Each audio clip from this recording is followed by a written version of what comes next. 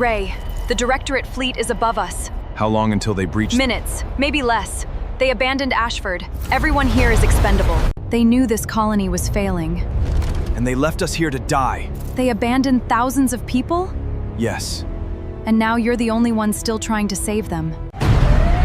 Ray, if you launch now, there is no guarantee you will survive.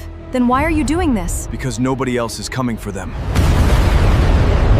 Loyalty is the first thing people throw overboard when the ship starts sinking. Ray Carver had watched it happen enough times to stop being surprised by it. You could buy loyalty in peacetime, dress it up in gold-trimmed uniforms, and parade it across every holoscreen in the system. Broadcast it on a loop. Let the whole sector watch the Royal Fleet gleaming in high orbit like a promise written in metal. But when the sky cracks open and the orbital guns start coming down, loyalty turns out to be cargo nobody wants on the manifest. Too heavy. Not worth the fuel. He'd seen it before. He was seeing it again now. Ray wiped a smear of synthetic grease from his forehead with the back of his wrist, leaving a dark streak across pale skin that hadn't seen real sunlight in years. Around him, the bones of Bay 17 groaned under the bombardment. Not the good kind of groaning. Not the deep chest vibration of a fusion drive warming up. This was something lower, more structural, like a building deciding whether or not it still wanted to stand. The permaseat walls absorbed the concussion of each orbital strike and gave back a fine gray dust that settled on everything, including the hull of the Sable.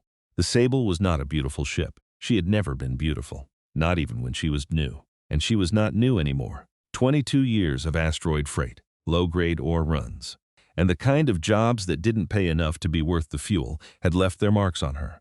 The hull was a patchwork of repair welding and salvaged plating.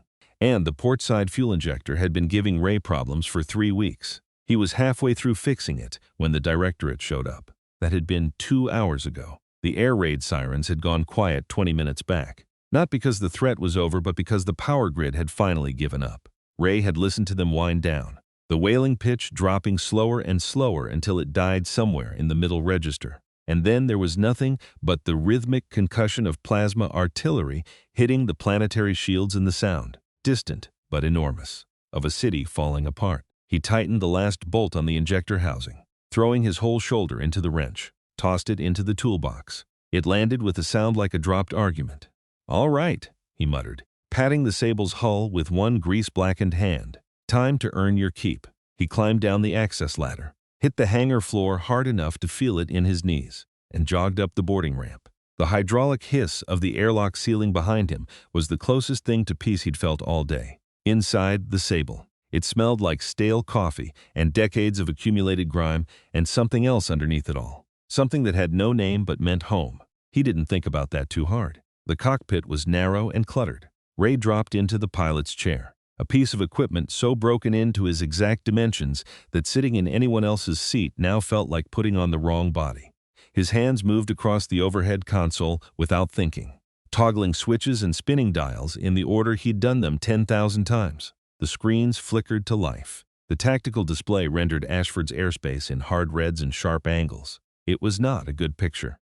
The Directorate fleet filled the upper atmosphere in clean geometric formations, brutalist dreadnoughts, each one looking like someone had taken a building and decided it should also be able to kill a planet, hanging in the black above Ashford like a collection of bad decisions. They hadn't broadcast terms of surrender. They hadn't issued demands. They dropped out of slipspace an hour ago and immediately started shooting, which told Ray everything he needed to know about what kind of war this was going to be. He keyed the comms, sweeping through the planetary frequency bands. He was expecting chaos. He got something worse. The voices on the open channel weren't organized. There was no defense force coordinating a counteroffensive, no evacuation authority issuing calm instructions.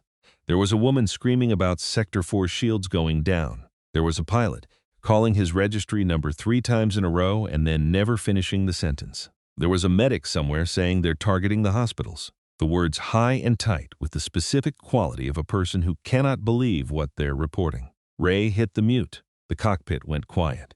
He stared at the console for a moment. Then he pulled up the orbital tracking feeds and started looking for the Ashford Armada. Ashford was one of the Crown's prize worlds. The monarchy had stationed 50 warships here, modern vessels with full weapon batteries, the kind of fleet that was supposed to make any aggressor do the math and decide it wasn't worth the cost. Ray had spent 15 years hauling freight in this system, watching those golden hulls catch the light of the local star. They'd always been there. He'd taken them for granted the way you take the horizon for granted. He found them on the long-range scanner after a moment. High, very high, well above the Directorate's vanguard, well beyond the burning of the atmosphere below. They were in formation, all 50 of them, sitting perfectly still in the black. They weren't moving to engage. Ray adjusted the magnification and watched the telemetry update in real time. The fleet's orientation vectors were pointed away from the planet, away from the dreadnoughts, away from everything except open space. And then the energy readings spiked across his board. Massive spikes. The kind that only meant one thing. Slipspace drives. Spooling up. "You have got to be kidding me," Ray said quietly to the empty cockpit. He watched. He didn't look away because he needed to be sure.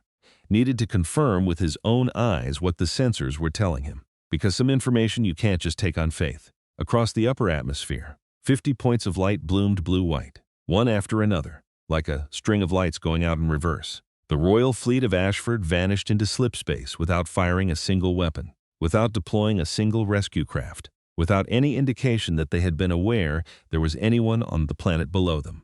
The shields shook. Ray felt it through the chair. He sat very still for a moment. He had never liked the Ashford monarchy. He had very specific, very personal reasons for that, none of which he particularly wanted to think about right now. But he had believed, in the abstract way you believe in things you've never tested, that when the moment came, they wouldn't actually run. He had believed that money and pride and the basic instinct for self-preservation through strength would hold them in place. He was wrong. He shook it off. Not his problem. He was a cargo pilot with a hold full of synthetic grain and machine parts bound for a mining colony 3 systems over. His job was simple. Get in the air, get above the blockade if there was a gap in it, and get gone. He reached for the thruster ignition.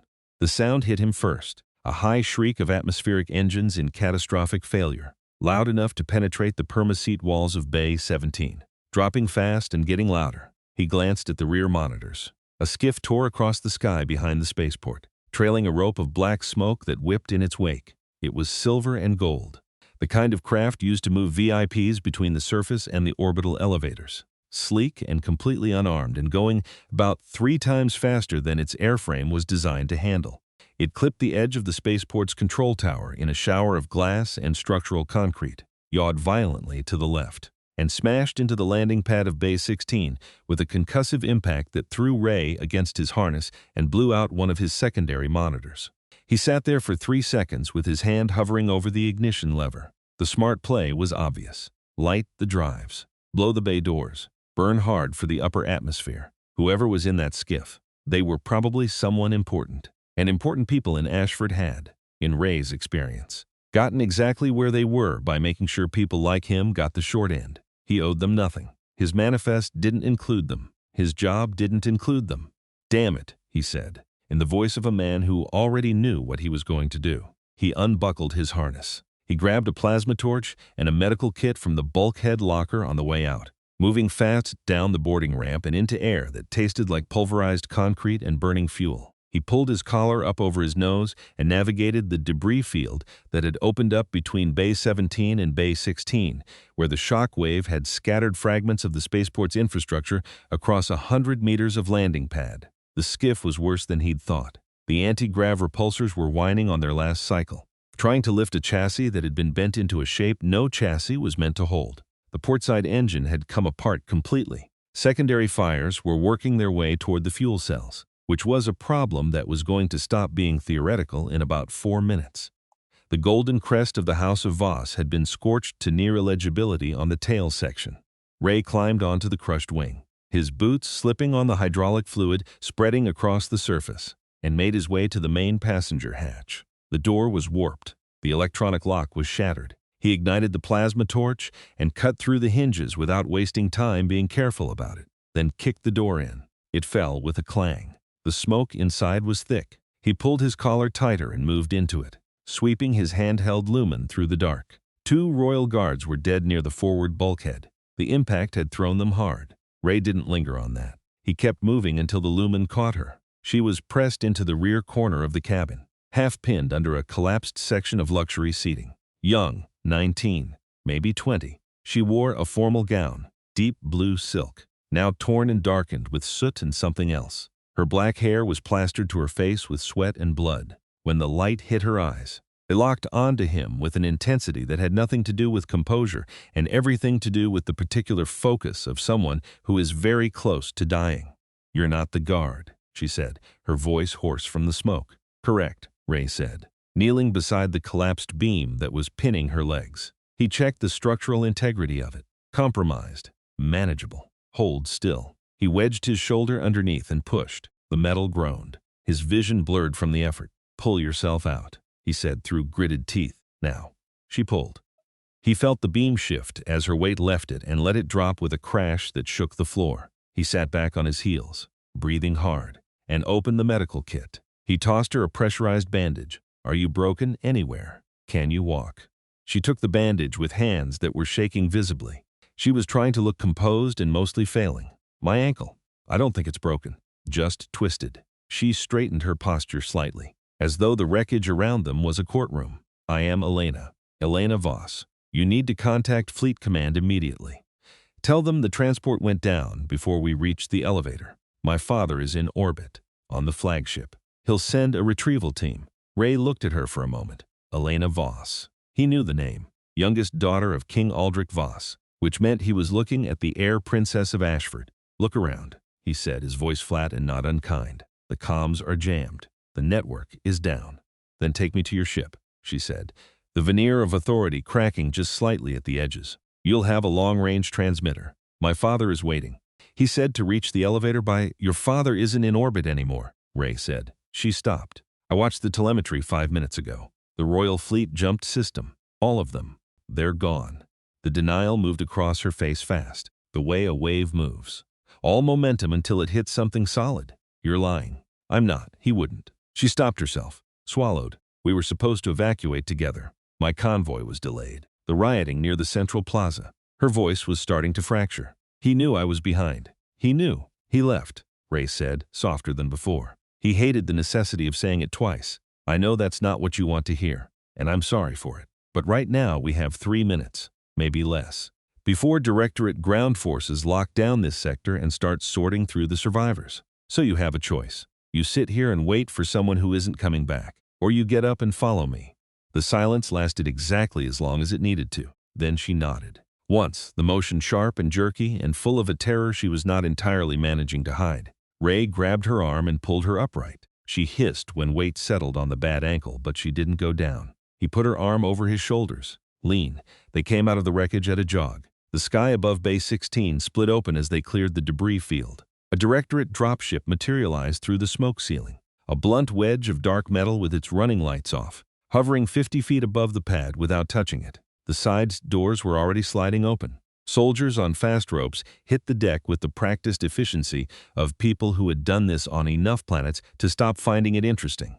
"Move," Ray said, and stopped being gentle about supporting her weight. He hoisted her and ran. Behind them, the first soldiers were already raising weapons. Plasma bolts struck the landing pad in short red streaks, close enough that Ray felt the heat of each near miss as a pulse against the side of his face. A round hit the permaseat a foot to his left and he didn't stop, didn't flinch, just adjusted his angle and ran harder. Bay 17 doors. "Now," he said into his wristcom, breathing hard. The Sable's AI. May obliged. The heavy doors began to slide apart. Ray dove through the gap with Elena still half carried against his side, and the door's edges melted behind them as another volley of plasma hit the frame. He hit the boarding ramp at a run and shoved her ahead of him, slapping the emergency close on the way up. The ramp retracted with a hydraulic slam. He didn't stop. He pushed her toward the cockpit and threw himself into the pilot's seat. Outside, the bay doors were already starting to glow cherry red. They were using breaching charges. He had less time than he'd thought. "May, pull everything from life support and secondary systems. Put it all on thrusters and structural field," he said, his hands moving fast across the board. "Atmospheric ascent protocol is incomplete," May replied, in the tone of someone reading from a rule book they know is being ignored. "Structural risk is I know. Light it anyway."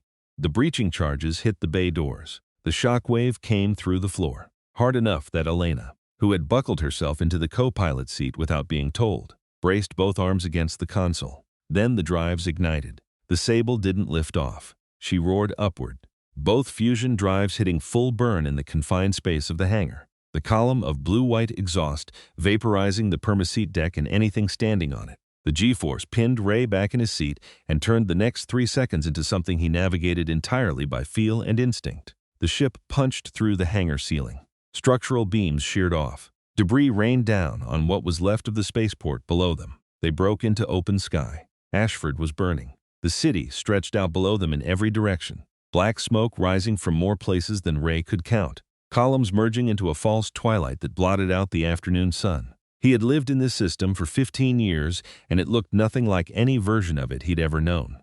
Radar contact, May said. 2 interceptors. Intercept trajectory. High atmosphere. Elena had found the tactical display and was reading it with focused attention that surprised him. They're fast, she said. We can't outrun them. Not in a straight line.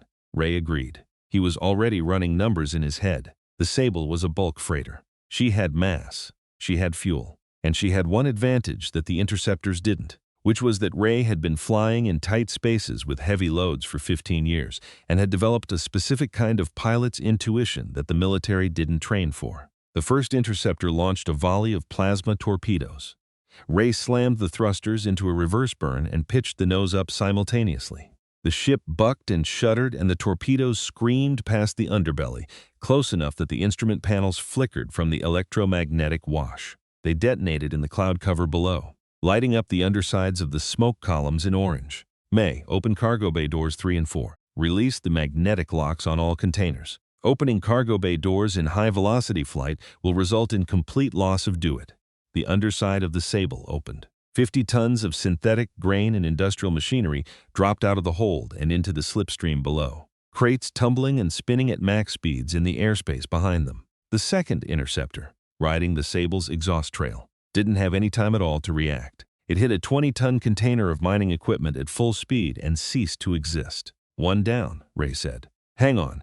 He pushed the throttle hard and aimed for the upper atmosphere. The sky went from burning gray to bruised purple to the clean black of open space. And Ray had exactly long enough to feel something like relief before May reported the blockade ahead. 4 dreadnoughts hanging in formation above the debris field of Ashford's shattered orbital platforms.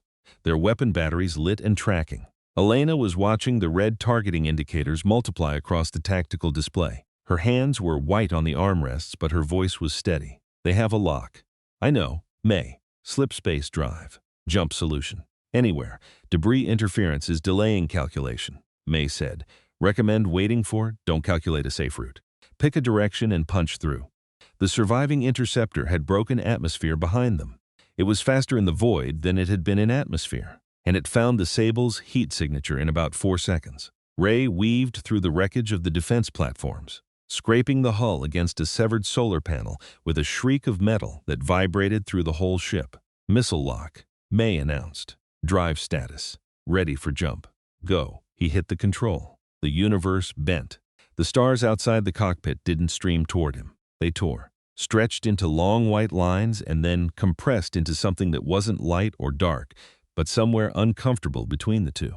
The deep underwater resonance of slipspace transition moved through the ship, and then the missiles detonated on the closing rift behind them. A wash of fire that brushed the aft shields and meant nothing as the Sable crossed the threshold. Then silence. The cockpit stopped shaking.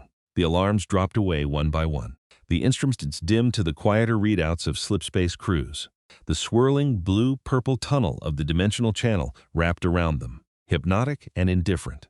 Ray let his hands drop from the controls. He sat back. He took a long breath. The first one he'd managed in the past several minutes that went all the way in. His knuckles were stiff from gripping the yoke, and his left shoulder ached from the cargo bay door incident, and somewhere between Bay 17 and here he had bitten the inside of his cheek hard enough to taste copper. He looked over at Elena. She was pressed deep into the co-pilot seat, both hands still on the armrests, staring at the slip-space tunnel with an expression that was past shock and had arrived somewhere quieter and worse.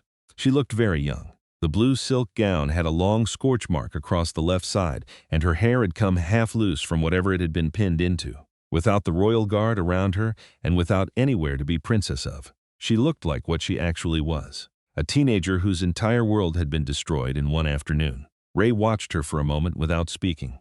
He thought about saying something useful. He didn't have anything useful to say. There was no version of it could be worse that applied to losing your home, your city, and the father who was supposed to be waiting for you in orbit, all within about 90 minutes of each other. Ray had learned a long time ago that the kindest thing you could do for grief was give it room. She brought her hands up to her face. Her shoulders dropped, and she cried, quietly and without drama. The way people cry when they've moved past the stage where crying is a response and entered the stage where it's just something the body does because it has no other mechanism for the weight it's carrying. Ray reached into a storage compartment under the console and pulled out a rag that was only slightly cleaner than everything else on the ship. He leaned over and dropped it in her lap without comment. She looked at it. Then she looked at him, her eyes red-rimmed in a face that still had soot on it. "Where are we going?" she asked. Ray looked out at the tunnel. He turned the question over for a moment. The honest answer was that he didn't know yet. He had a crippled ship, limited fuel, and the most wanted person in the Ashford system sitting in his spare seat. The Directorate would be looking for her. The Royal Fleet, if they ever decided to come back, would be looking for her. He had about as much cover as a lit torch in a dark room. He settled back into his seat and cracked his knuckles. "Anywhere that isn't here," he said. "That's the whole plan right now." Elena looked at the rag in her hands for another moment. Then she wiped her face and didn't say anything else, and the Sable flew on into the dark. The Sable came out of slipspace wrong. There was no graceful transition, no smooth bleed from the dimensional channel back into real space. The ship simply dropped out like a stone losing its argument with gravity, and the inertial dampeners, which had been marginal even before the chase, failed for approximately 1 second during the crossing. That 1 second was enough. The physical backlash threw Ray forward into his harness hard enough to make his vision strobe, rattled every loose piece of equipment in the cockpit, and prompted Elena, who had been sitting in tense silence for the last 40 minutes, to violently expel the contents of her stomach into the metal bucket Ray had wordlessly placed in her lap about 30 seconds before the jump. The red warning lights came on, all of them. The console sounded like a machine that had decided to die loudly. Ray killed the alarms with a flat-palmed slap across the master control board and sat back in the ringing silence that followed.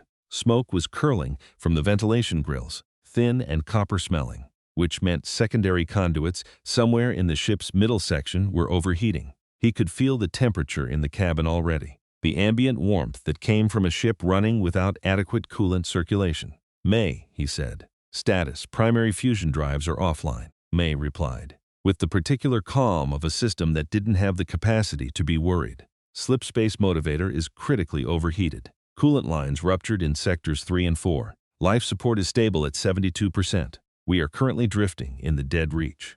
Ray pressed his palms against his eyes for a moment. The dead reach. He knew it. A graveyard of burned-out stars and rogue asteroids in the far middle distance between the core systems and the outer trading lanes. Nothing came through the dead reach because there was nothing here to come for. No stations, no patrol routes, no infrastructure of any kind, just cold rock and old light, which was exactly what he needed right now. Elena had set the bucket down carefully and was sitting with both hands pressed flat against her thighs, breathing through her nose in slow, deliberate intervals. The emerald silk of her gown was thoroughly ruined. The burn mark from the hangar escape had spread, and the skiff crash had done the rest. She looked like she'd been through something, because she had been. "Are they following us?" she asked, her voice stripped down to essentials. "Not immediately. The jump we made was messy. The slipspace wake we left behind is going to take hours to filter through. Directorate tracking ships are good, but they need clean telemetry to plot a pursuit vector. And what we left them was anything but clean." He was already running diagnostics on the secondary screen, watching the cascade of red indicators scroll. The news was mostly bad. They'll work it out eventually. How long do we have? Few hours. Maybe more if we're lucky. And we haven't been particularly lucky today, so I wouldn't bet on it. Elena absorbed this. She looked out the viewport at the absolute nothing of the dead reach. Stars that were too distant to do much but exist. Asteroid silhouettes that caught no light worth mentioning. "We need to send a distress signal," she said. "The Sovereign Coalition. My father's allied systems. If I broadcast my royal cipher, they'll—" "No," Ray said, without looking up from the diagnostic screen. The word landed between them with a flat finality that surprised her. He could tell by the way her posture changed, the slight straightening that happened when someone expected to be deferred to and wasn't. "No," she repeated, "no. I am the daughter of King Aldrich Voss," she said. her voice sharpening. "I represent the Ashford throne. You are a civilian pilot. I am instructing you to open a communications channel to—" Ray stopped punching commands into the pad. He set it down on the console, turned his chair, and looked at her directly, not confrontationally, just steadily. The way a man looks at someone when he needs them to pay close attention to what he's about to say. "Listen to me," he said, "because I'm only going to explain this once, and then I'm going to go fix the coolant lines. And I need you to have actually heard it before I do." He leaned forward, elbows on his knees. The Directorate didn't just attack Ashford. They crippled 50 years' worth of orbital defenses in under 10 minutes. They knew the layout. They knew the timing windows. Whoever fed them that intelligence was thorough. He paused to let that sit. "If we broadcast your royal cipher out here in the dead reach, the Coalition isn't going to hear it first. The Directorate is. They'll have a fix on us inside of 3 minutes, and there is absolutely nothing on this ship capable of stopping what comes next." Elena's mouth opened, closed. He watched the sequence of thoughts move across her face. The denial, the counter-argument forming. And then the moment when the counter-argument hit the wall of what she'd actually seen in the last 2 hours. And crumbled. "So there's no one," she said. "There's no one." Ray confirmed.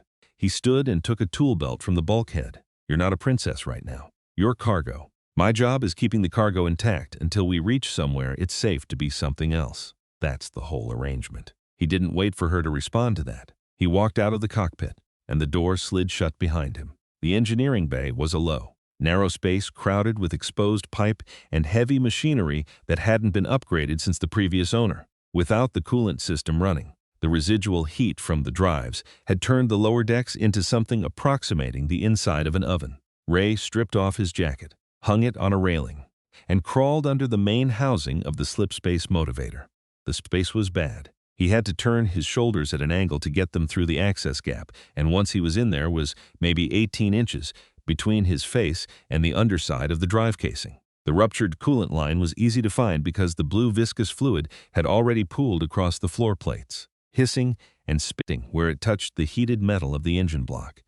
He worked with the plasma torch, wedging a patch plate over the rupture, sweating hard in the confined heat. May isolated the secondary flow when he asked, which slowed the leak but didn't stop it. The weld was sloppy because the pipe was still hot and the access was terrible, and one wrong movement would put the flame somewhere he'd regret. He focused. The heat, the metal, the weld. Everything else stayed outside the crawl space. Time lost its shape in there. He had been working for what felt like 20 minutes when a sound made him jump and crack the back of his skull against the drive housing. He swore loudly and comprehensively and dropped the torch. It clattered down to the floor, grating, and went out.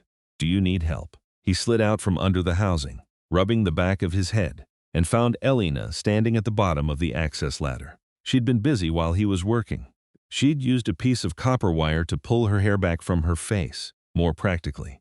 She'd taken the survival knife from the emergency kit on the second deck and cut the lower half of her gown off. It now ended unevenly just above her knees, which made it significantly more practical for moving around a ship's interior than it had been when it was trying to be formal wear. She was holding a battered metal canteen in both hands. "I told you to stay in the cockpit," Ray said.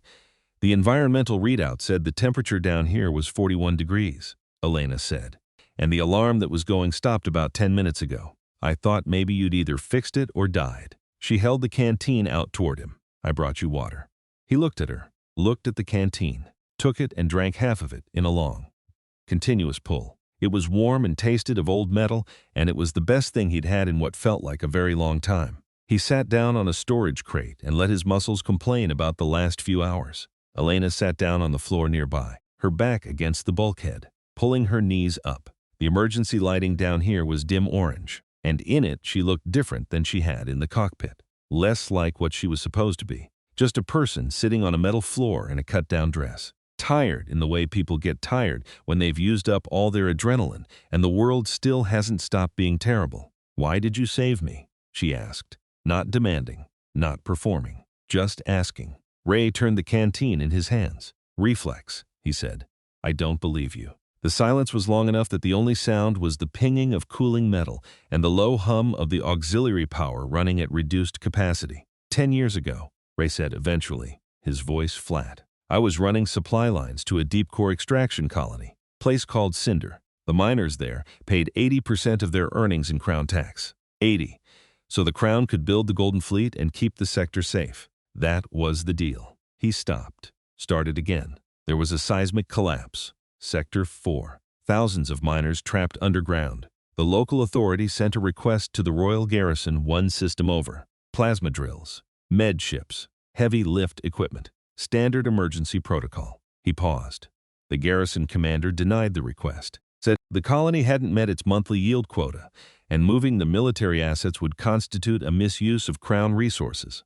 Elena's hands had gone still in her lap. They let them suffocate in the dark, Ray said. Took 4 days. My brother was in Shaft 4B. He was 19 years old. He set the canteen down on the crate beside him. So when I watched your father's fleet run today, I recognized it. It's exactly what they did at Cinder. The math works the same way. Cut the losses. Save the assets. Write off the expendables. Move on. He stood up, picking up the plasma torch. When I saw your skiff go down, I don't know. Maybe I just couldn't watch another 19-year-old die because someone in a nice uniform decided the numbers didn't add up. He didn't look at her while he said any of it. He kept his eyes on the torch, checking the charge cell.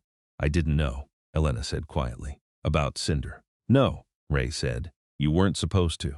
She didn't say anything else to that. There wasn't anything else to say. He crouched back down toward the crawl space. The drive needs another hour before I can finish the weld, he said. Go back up. There are protein bars in the galley locker. She climbed the ladder without arguing. Ray watched her feet disappear through the hatch and then sat alone in the hot dark of the engineering bay for a moment with his dead brother and his unwelcome conscience. And then he got back to work. He had been dozing in the pilot's seat for about 20 minutes, a wrench still in his right hand because he'd fallen asleep before he managed to put it down.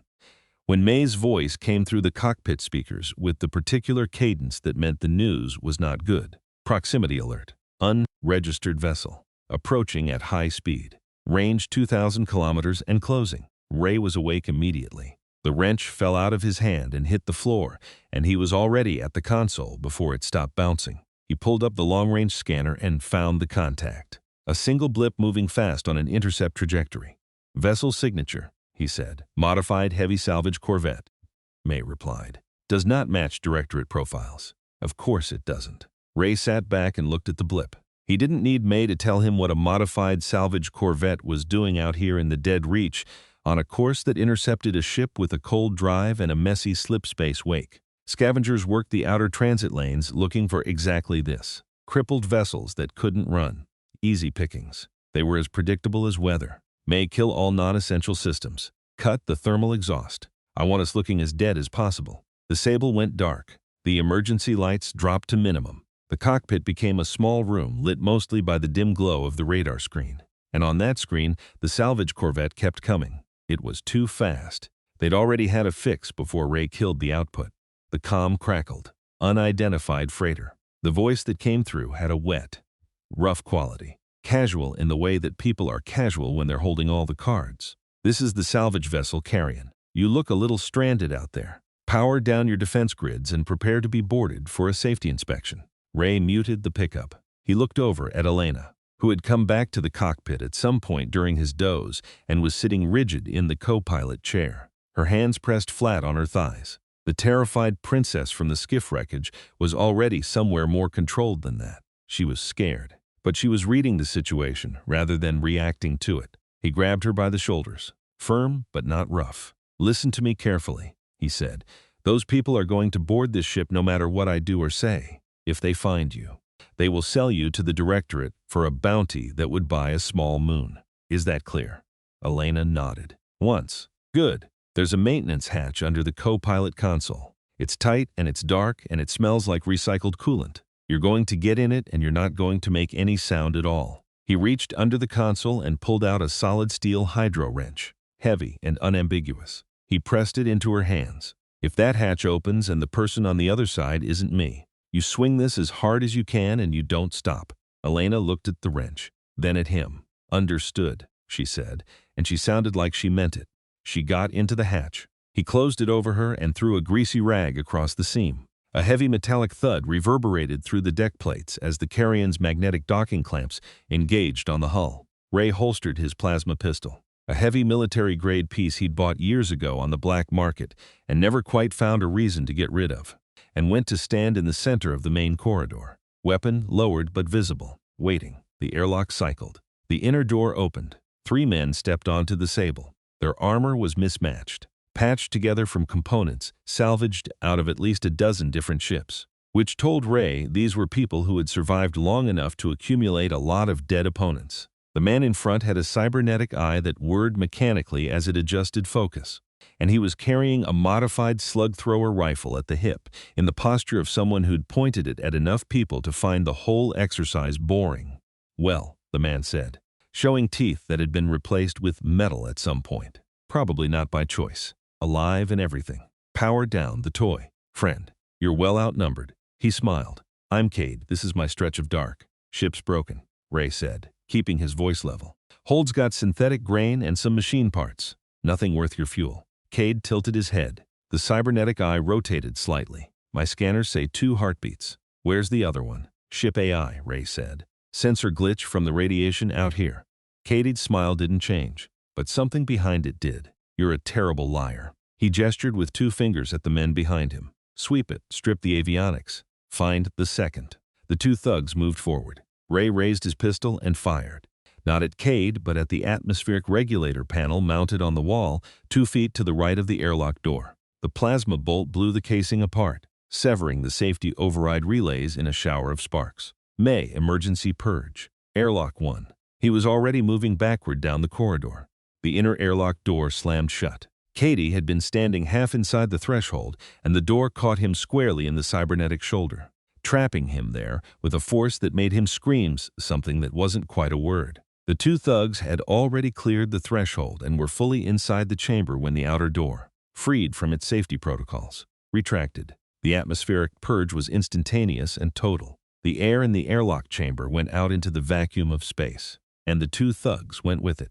There was no sound from outside. Cade was wedged in the doorframe, screaming now from both pain and the vacuum trying to pull him apart at the threshold. He got a serrated combat knife free from his belt with his working arm and swung it blindly. Ray came in fast, ducked under the swing, and brought the butt of the plasma pistol down on Cade's face. The man's nose broke with a sound like a twig under a boot heel. He went limp in the doorframe, held in place only by the mechanical grip of the door on his shoulder. Ray grabbed him by the collar of his armored vest, braced his boot against the wall, and pulled him entirely into the corridor. May sealed the inner door. The distant roaring sound of escaping atmosphere cut off. Ray stood over the unconscious pirate, breathing hard. He'd picked up a cut somewhere in the last 10 seconds, a long shallow line across his left forearm where Cade's knife had found him during the dodge. Not bad, but bleeding steadily. He kept his pistol on the pirate and walked backward toward the co-pilot hatch. "Clara," he said, then caught himself. "Elena, it's clear." A minute passed. The hatch opened and Elena climbed out, still holding the wrench. She assessed the scene in the corridor without visible panic. The blood on the floor, the unconscious man, the cut on Ray's arm. She didn't flinch at any of it. "Sit down," she said, the same way she'd probably given orders her whole life. Except there was something different underneath it now. She pointed at a storage crate. Ray looked at her. His arm was starting to sting in earnest, and the adrenaline was dropping fast, leaving a cold exhaustion in its place. He sat. Elena tore a long strip from the remaining lower section of her ruined gown, the silk parting cleanly in her hands. She knelt beside him without comment and began binding the cut, her hands moving with precision and no hesitation. Her fingers were covered in engine grease and dried blood and the soot of a city that didn't exist the way it had this morning, and they were not trembling. "Before his ship realizes he's not coming back," she said quietly, tying the binding off tight. "Yeah," Ray said. She stood. He stood. There was a moment between them in the corridor, brief and unspoken, something that might have been the beginning of a different kind of understanding. Then Ray headed back to the cockpit, and Elena followed. The carrion had begun realigning. Through the forward viewport, Ray could see the Corvette repositioning, its plasma battery cycling up to full charge. Green light pulsing from the weapon ports. They were going to fire at point-blank range and punch through the hull to take what they wanted. "Strap in," Ray said, dropping into the pilot's seat. "This is going to hurt." Elena pulled the harness over her shoulders and buckled it without being asked. She braced both feet against the console brace bar and said nothing. "May," Disable safety interlocks on the portside maneuvering thrusters. Reroute all auxiliary power to the structural integrity field around the airlock housing. Firing maneuvering thrusters while hard-docked will result in severe hull damage, May said. I know. He waited for the indicator light. It blinked green. Ray shoved the portside thruster control to maximum. The Sable lurched violently against the carrion's magnetic clamps. The hull screamed. It was a sound that went all the way through the floor plates and into the bones of anyone sitting on them. Metal under tension that it was not designed to handle. The entire frame of the ship shaking in a way that made the monitors blur and the overhead panels shower sparks. Ray kept the throttle pinned.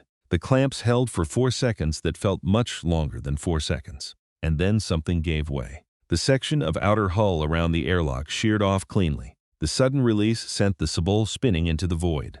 And Ray fought the rotation with both hands on the yoke, firing counter thrusters until the nose came back around. They're realigning, May said, plasma batteries fully charged. Slip space drive, Ray said, already calculating. Blind jump, maximum range. Blind vector at maximum range carries a 94% probability of stellar collision. Aim for the 6% and engage. The universe bent again. The stars outside the viewport tore sideways and compressed, and the resonance of the slip space rupture moved through the ship like a sound felt rather than heard. The Sable dropped into the dimensional channel just as a volley of green plasma fire crossed the space she had been occupying a fraction of a second before. Washing harmlessly through the closing rift, the jump was brutal. The inertial dampeners couldn't handle the combination of the rapid breach and the structural damage from the hull separation. And for a moment the cockpit moved independently of the people in it, in a way that made gravity feel entirely provisional. Ray lost his grip on the yoke. An overhead panel dropped and struck his shoulder. Elena made a sound that wasn't a word. Then the channel stabilized, and the slipspace tunnel wrapped around them, blue and purple and indifferent as always. Without a calculated entry vector or stable coolant lines, the interior temperature climbed fast. The air went thick and heavy. Every remaining alarm on the console activated simultaneously, and Ray silenced them one by one, methodically, until the cockpit was quiet again except for the hum of the channel outside. He leaned back, closed his eyes for a moment. When he opened them, Elena was watching him, pale but steady. She had survived the slipspace jump and the gravity disruption and the hull separation without screaming, which told him something about what she was capable of that the last several hours had already been suggesting. "Where are we going?" she asked. Her voice was raspy. "A place called Drifter's Hollow," Ray said, pulling up the navigation chart. "Independent ice mining station. Outer Rim. No laws, no directorate patrols, no royal guard. Scavengers and smugglers and people who don't ask chain of custody questions. We can find a mechanic there, get the hull patched and the coolant lines topped up, and disappear into the trade routes before anyone works out where we went." Elena looked toward the corridor where they'd left Cade on the floor. "And him, holding cell at the station," Ray said. "We'll dump him on the local gang and let them sort it out." She nodded slowly. The silence stretched out between them comfortably, which was new. "You called me cargo earlier," Elena said. After a while, Ray didn't answer immediately. He thought about the girl in the skiff wreckage, the royal command she'd tried to project from under a collapsed seat in a burning ship. He thought about the wrench she'd held onto all the way through Katie's boarding action, and the way she'd cut the silk away from her gown without sentimentality and tied a field dressing in the dark of a corridor with her hands steady. "No," he said. "You're crew now." He nodded toward the instrument panel. "Monitor the thermal exhaust on screen 4. Tell me if it goes above 9,000. Elena turned to the screen and found it, and her eyes settled on the readout with the focus of someone who intended to do the job correctly. "Understood," she said. The Sable flew on through the channel. Outside, the slipspace tunnel swirled its cold, impossible colors, and Ray Carver sat in the chair that had molded itself around him over 15 years of this, watching the dark, carrying something he hadn't planned to carry, and not entirely sure yet what that meant. Drifter's Hollow was not, technically speaking, a station. It had started as one, years ago. A prefabricated pressure dome bolted to the surface of a comet in the outer transit lane between two systems that nobody important had ever bothered to name. But comets move, and the people who'd built the dome had moved with it, adding to it as they went, welding new sections onto old ones without much concern for structural elegance or long-term planning. By the time Ray brought the Sable into its approach corridor, Drifter's Hollow had accumulated roughly 40 years of unregulated expansion and looked exactly like what it was. A technological parasite that had outgrown its host and was now more or less dragging the comet along for the ride. The docking bay they were assigned smelled like battery acid and old sweat and the particular undertone of recycled atmosphere that never quite managed to scrub out whatever had been breathed in it previously. The lighting was a patchwork of functional and non-functional fixtures that gave the whole space a strobing, uneven quality. There were ships in various states of disassembly lined up along the far wall, and 3 different arguments happening simultaneously in the central work area, and a vendor at the near entrance selling something out of a thermal container that was technically food. Ray paid the docking fee in untraceable local chits from a false bottom in his toolbox, the kind of contingency that 15 years of rim freight had taught him to maintain without thinking about it.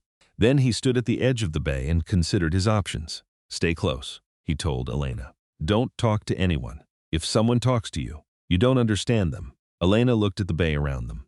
She had found a mechanic's jumpsuit in the supply locker during the approach, gray and oversized, and stained in several places with grease that had already been there when the ship bought it. She'd tucked her dark hair into a woolen cap she'd salvaged from the same locker. The formal gown, what remained of it after the knife work and the bandage, was in the waste reclamation unit. She looked like half a dozen other people in the bay right now. That was the point. "What are we looking for?" she asked.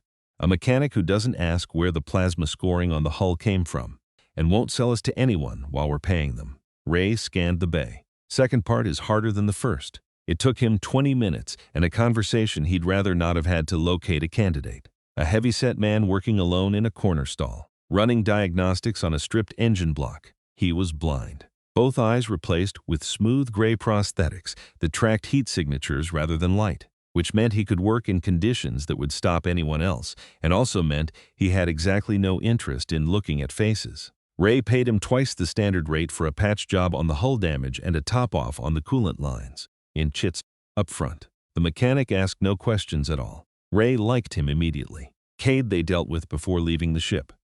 The pirate had woken up during the final approach, contributed a stream of profanity through his shattered nose, and passed out again. They loaded him into one of the empty shipping containers in the cargo hold, latched it shut, and left him with enough air for the duration of their stay. Ray didn't feel particularly bad about this. The local gang at Drifter's Hollow handled disputes in the traditional way, which was efficient if not always merciful. And Katie had chosen his occupation with full knowledge of the professional hazards involved.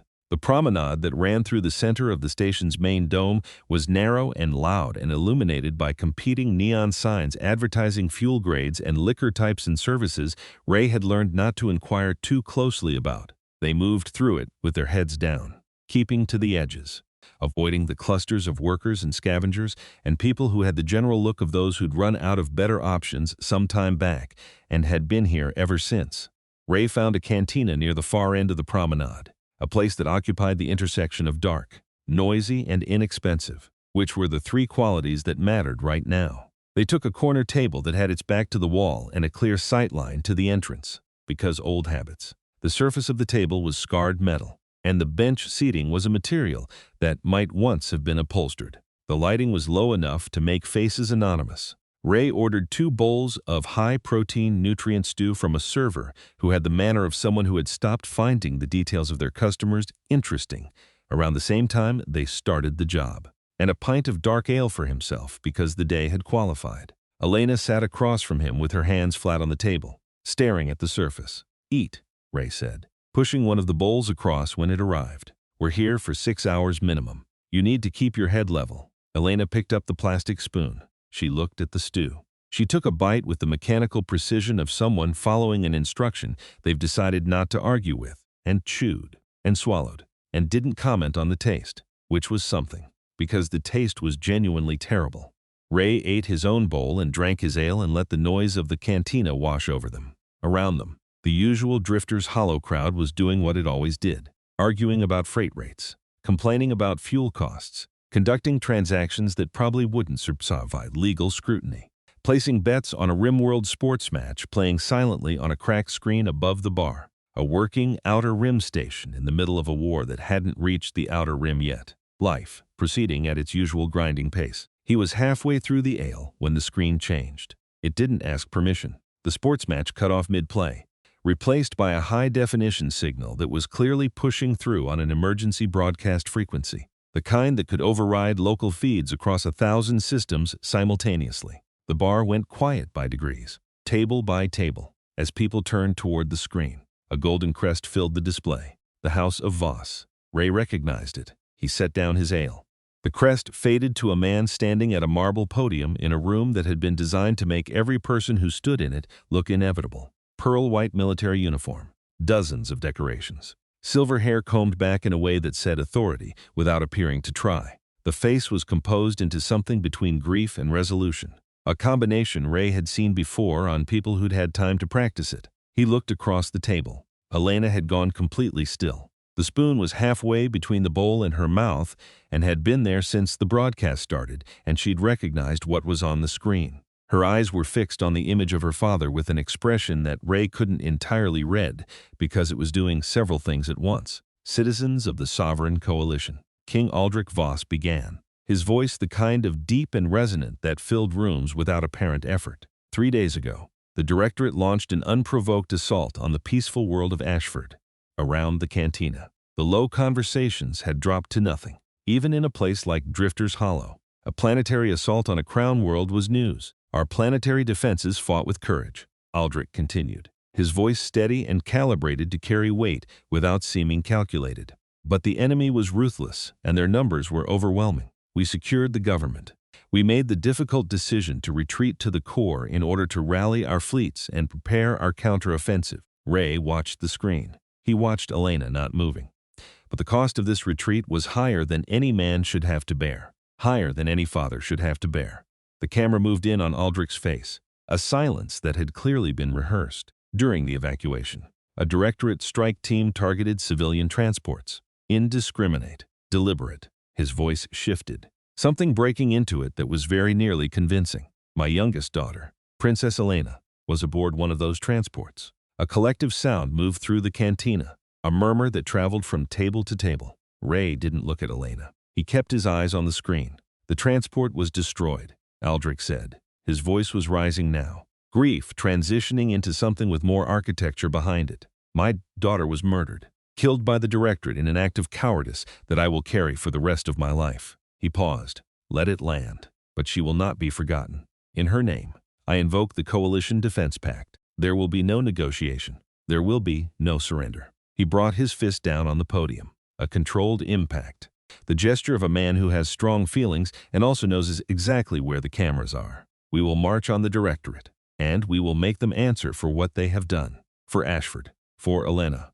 The broadcast cut back to the Voss crest. The cantina absorbed this for a moment and then restarted itself. Conversations picking up about what this war was going to do to fuel prices and weapons availability. About whether the coalition could actually put together a real offensive or whether it was going to be another 3 years of skirmishing and empty press releases. The particular concerns of people who lived in the spaces between the powerful and needed to know which way the wind was going to blow. Ray finally looked at Elena. She hadn't moved. The spoon was still in her hand. She'd set the bowl down at some point during the broadcast without appearing to notice she'd done it.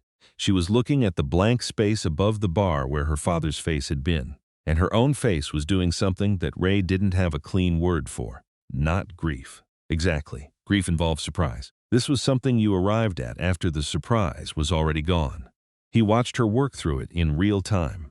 He could see the moment it crystallized, the sequence of conclusions she was reaching, because it moved across her features the way a shadow moves across open ground. Slow, inevitable, covering everything. Her father hadn't sent a search team, hadn't attempted contact, hadn't waited. He'd checked the evacuation manifest, found her name absent, and immediately made a decision about what that absence was worth to him. A rescued princess was a liability. Complicated, politically inconvenient, a story with too many awkward variables. A dead princess was something else entirely. Clean, unambiguous, a war cry with a human face attached. He'd needed a reason to invoke the Defense Pact. He'd needed the core worlds unified and angry and pointing in the same direction. And she had provided it, without being consulted, without being present, without even being dead. She'd simply been missing at the right moment. And he'd done the math. Elena, Ray started. Don't, she said. Her voice was very quiet, not fragile. The opposite of fragile, actually. The kind of quiet that happens when everything that could break has already broken and what's left is something harder. She was looking at the empty screen. The blue in her eyes had gone flat and cold. "He left me behind," she said, each word the same weight. "He knew my convoy was delayed. He knew the skiff went down. He didn't even send a probe." She turned her eyes to Ray. The look in them was not the look of someone who had been hurt. It was the look of someone who was revising their understanding of a fundamental fact, and finding the revision explains a great deal that previously didn't add up. "He needs me dead." Ray said nothing. There was a version of comfort he could have offered, and he didn't, because it would have required lying, and she'd already had too many people lie to her today. "If I go back," she said, slower now, thinking it through, "I make him a liar. I collapse the whole narrative. The defense pact invocation, the war rally, the dead princess as the face of the resistance." She shook her head slightly. "I'm not a person to him right now. I'm a problem with legs." "You're not going back," Ray said. "There's nothing to go back to," she replied. And she didn't say it like it was a tragedy. She said it like someone identifying the dimensions of the room they're in, measuring the walls, figuring out what can be built in the available space. "Ashford is gone. My family is gone. The version of me that existed this morning doesn't have anywhere to exist anymore." Ray watched her pick up her spoon. She looked at the bowl. She took a slow, deliberate bite of the cold, genuinely bad stew, and chewed, and swallowed. "What's our heading?" she asked. Ray felt something happen in his chest that he didn't entirely have a name for. It wasn't pity. He'd run out of that somewhere between the skiff wreckage and the slipspace jump. It was something closer to a very specific kind of respect.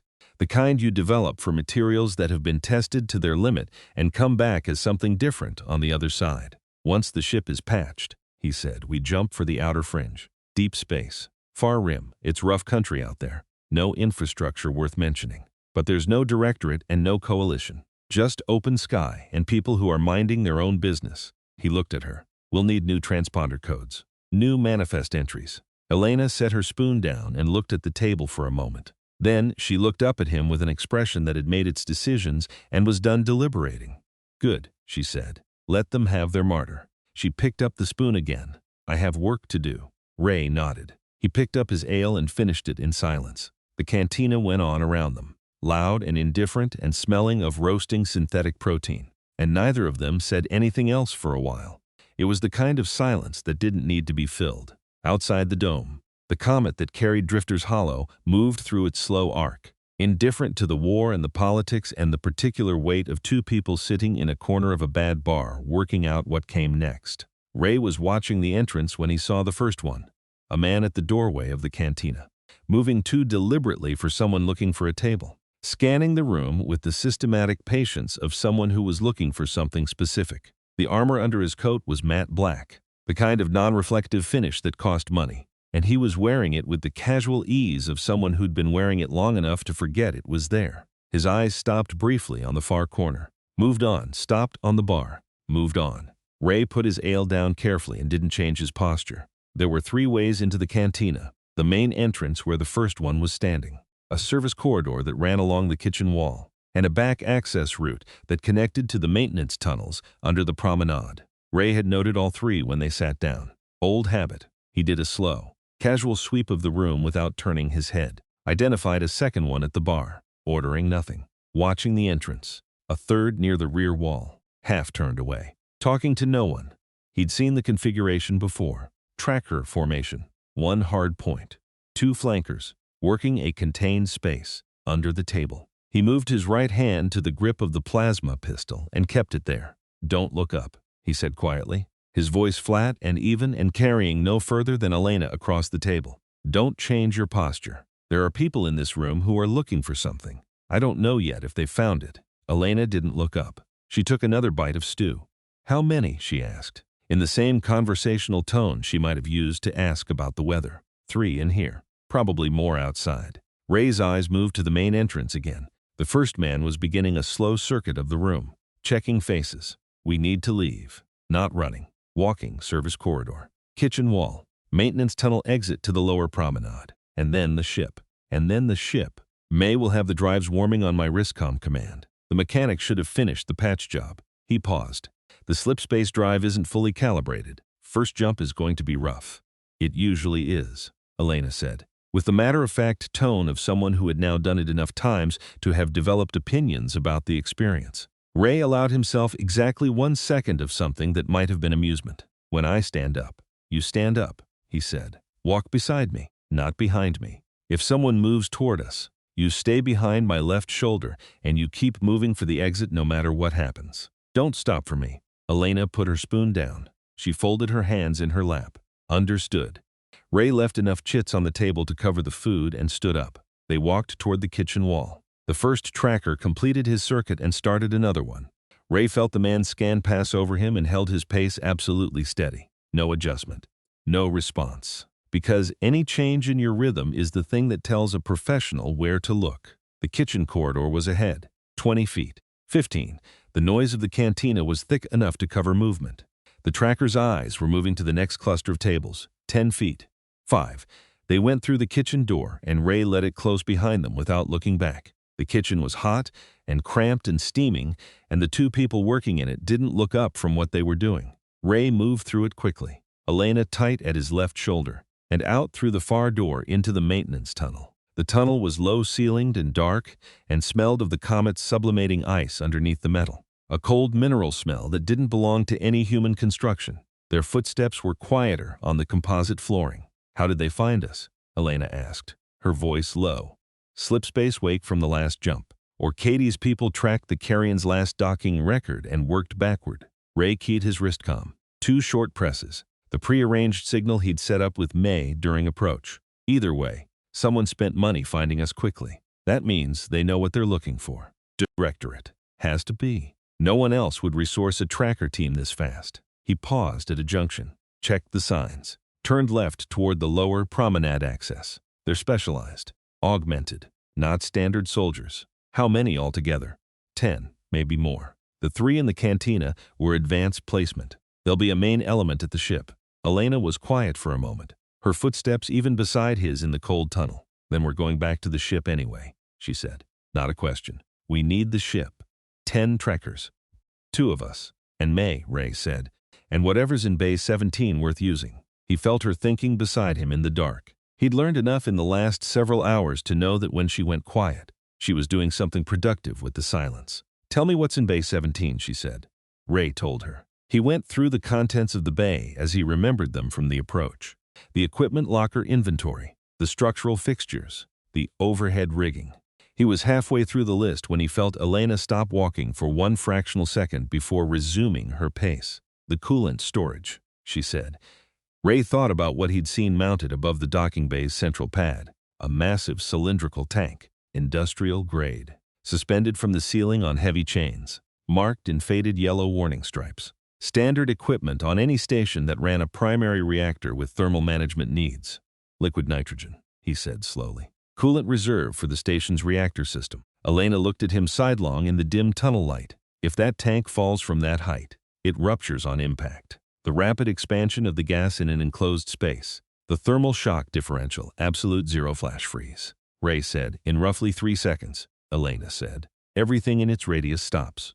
Ray looked at her. He thought about a 19-year-old girl in a cut-down formal gown who had watched her city burn and her father abandon her, and her entire world disassemble itself in the space of a single afternoon, and who was now in a maintenance tunnel under a comet, calmly proposing to use thermodynamics as a weapon. Yeah, he said.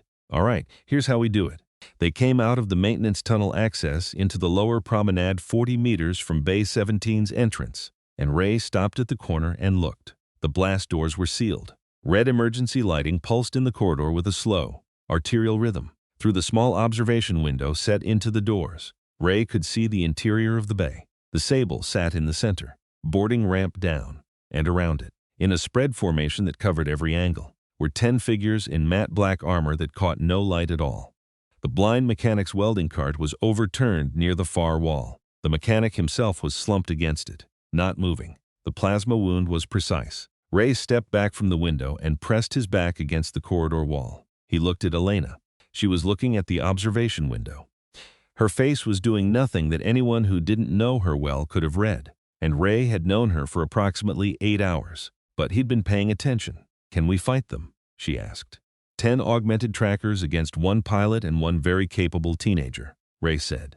Not straight up. No, then we need the distraction to work, Elena said. It has to work the first time, Ray said. No second chances on this one. He checked the plasma pistol. 5 charges remaining. He looked at the layout in his head. The bay entrance. The observation booth mounted above and to the left of the main pad. The chain housing for the nitrogen tank. The booth was separated from the entrance by 30 meters of open floor. Someone going for the booth controls would be exposed the entire way. He was bigger, better armed, more experienced. She was smaller, faster, already bleeding from where her arm had been grazed in the hangar escape. A slow seep that she had not mentioned once since they'd left the ship. I'll go for the controls, Ray said. I'm smaller, Elena said immediately. Faster. And I'm not the one who just finished repairing a slipspace drive with a plasma torch and a bad shoulder. Ray opened his mouth. I am crew. Ray, she said it the way she'd said understood at the airlock. Flat, settled, not asking. Let me do my job. He looked at her for 1 second. Then he nodded. Observation booth, upper left, he said.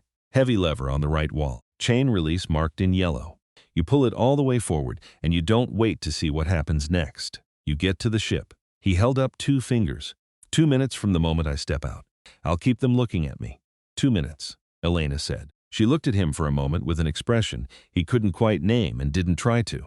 Then she slipped away into the shadows of the corridor, moving with a silence that her oversized boots should not have been capable of, and was gone. Ray stood at the entrance to Bay 17 with 5 shots and a plan that had a lot of moving parts and gave himself exactly long enough to breathe before he slapped the access panel. The blast doors groaned and parted. He stepped out into the red-lit bay, raised the plasma pistol, and fired. The blue bolt hit the lead tracker in the back of the helmet. The augmented armor absorbed most of it, but the kinetic force threw the soldier forward into the boarding ramp with a metallic crash.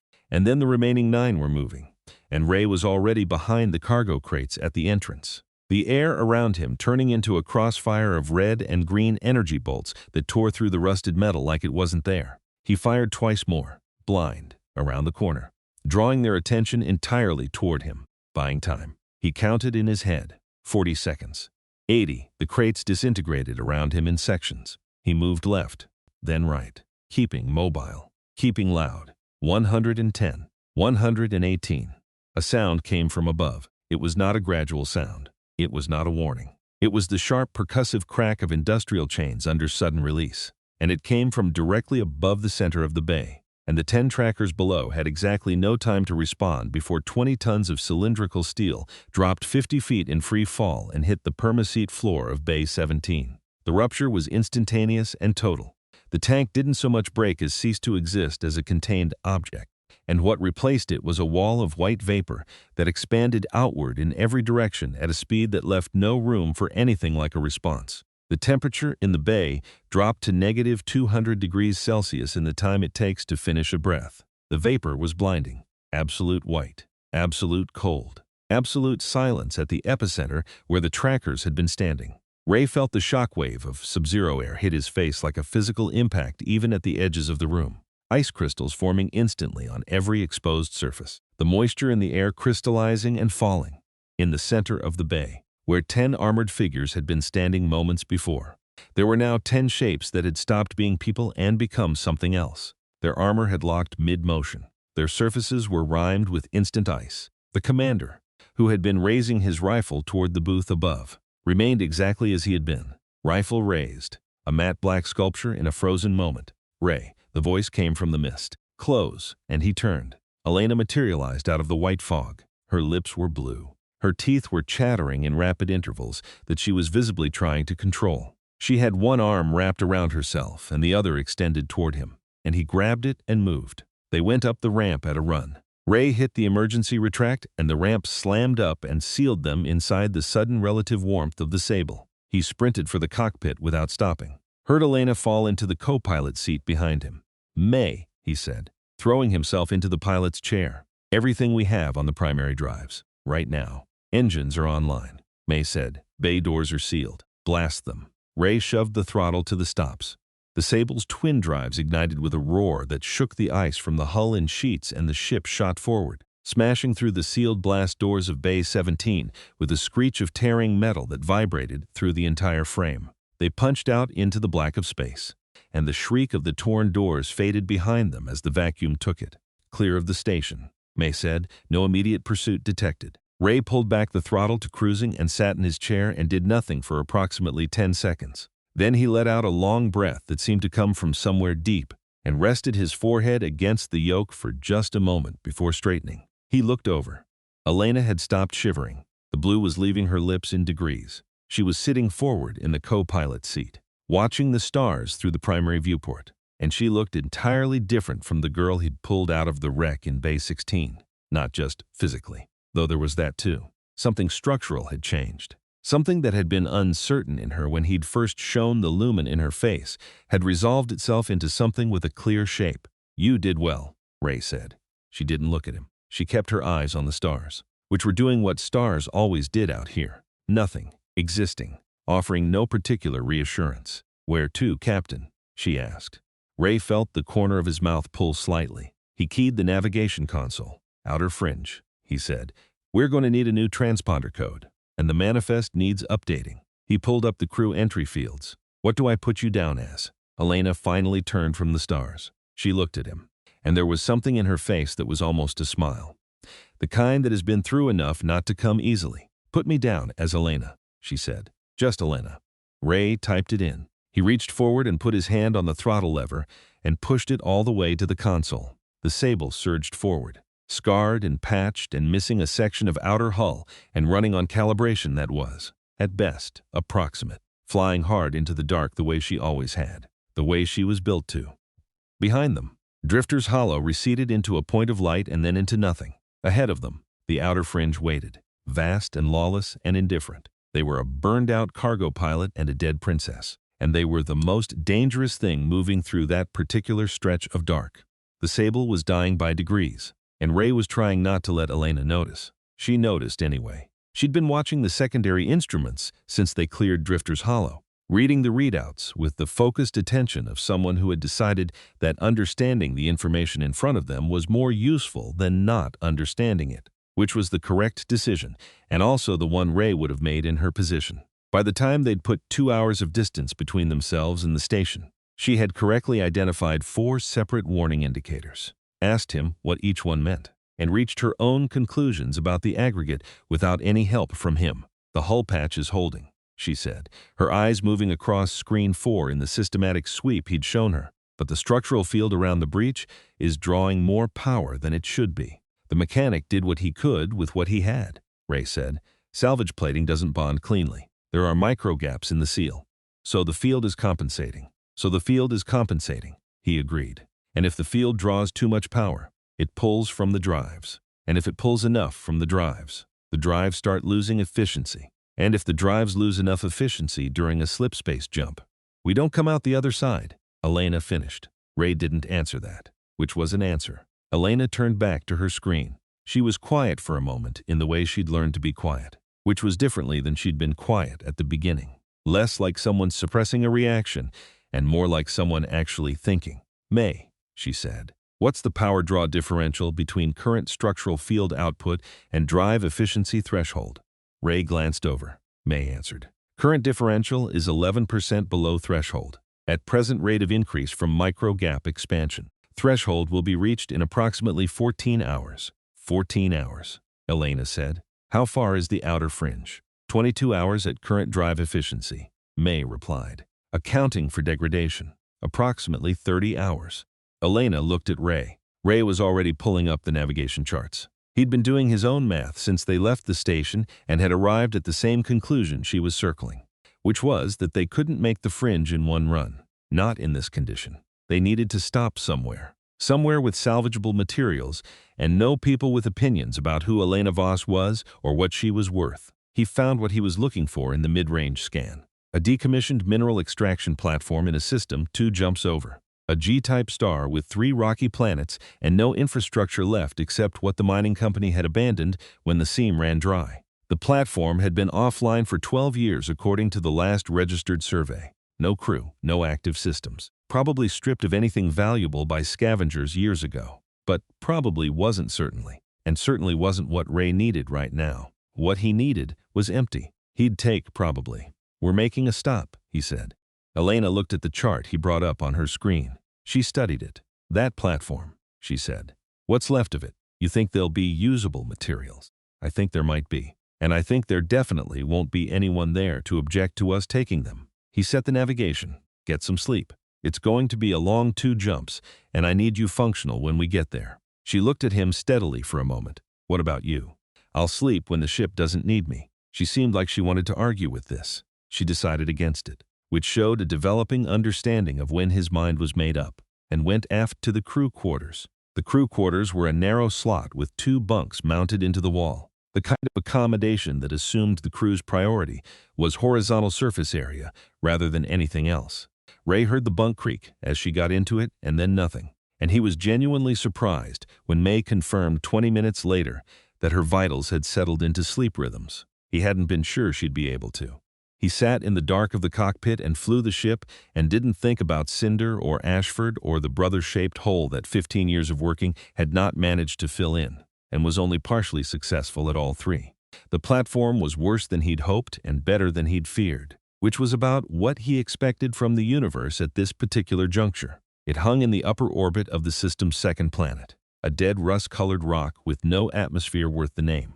The platform itself was dark, all its systems long since offline, rotating slowly in a way that suggested its stabilization thrusters had failed at some point and nobody had come to fix them. Several of the outer module connections had separated, leaving 2 sections drifting at the ends of their tethering cables like mechanical planets orbiting a dead center. But the structural core was intact. And when Ray brought the Sable into the docking bay on manual approach, using the emergency guidance lights that May activated through a hardwire connection, he found what he'd been hoping to find: a maintenance bay with rack-mounted components still in their original housings. Whoever had abandoned this platform had left in a hurry. They'd taken the people and the data cores and the things that were worth money, but they'd left the infrastructure.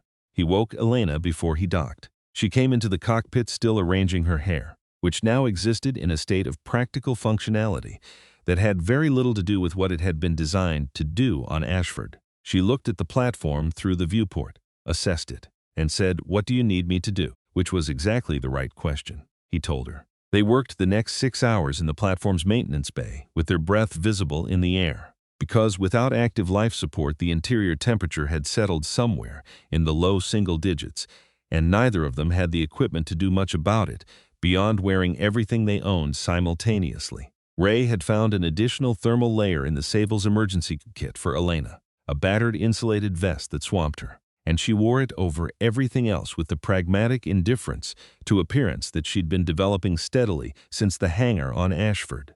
She was a fast learner. He'd already known that. But there was a difference between fast learner in a crisis, where the information you were absorbing had immediate life-or-death relevance, and fast learner in the cold tedium of maintenance work, where the skills being transferred were technical and specific and required patience as much as intelligence. She had the patience. He was surprised by that. He'd expected a princess to find the patience harder than the intelligence. He showed her how to identify viable conduit from damaged conduit by flex and temperature response. She sorted it. He showed her the specs for the structural integrity field emitters and what he was looking for in the replacement components. She found 3 viable candidates in the rack and brought them to him in order of compatibility. Highest first. He showed her the diagnostic sequence for verifying a component before installation, and she ran it twice to make sure she'd understood it, and then ran it a 3rd time because the second result had a minor variance she wanted to confirm. "You don't have to run it again," Ray said, his hands inside an access panel on the Sable's portside hull. "The variance in the second run was 0.3% outside nominal," Elena said.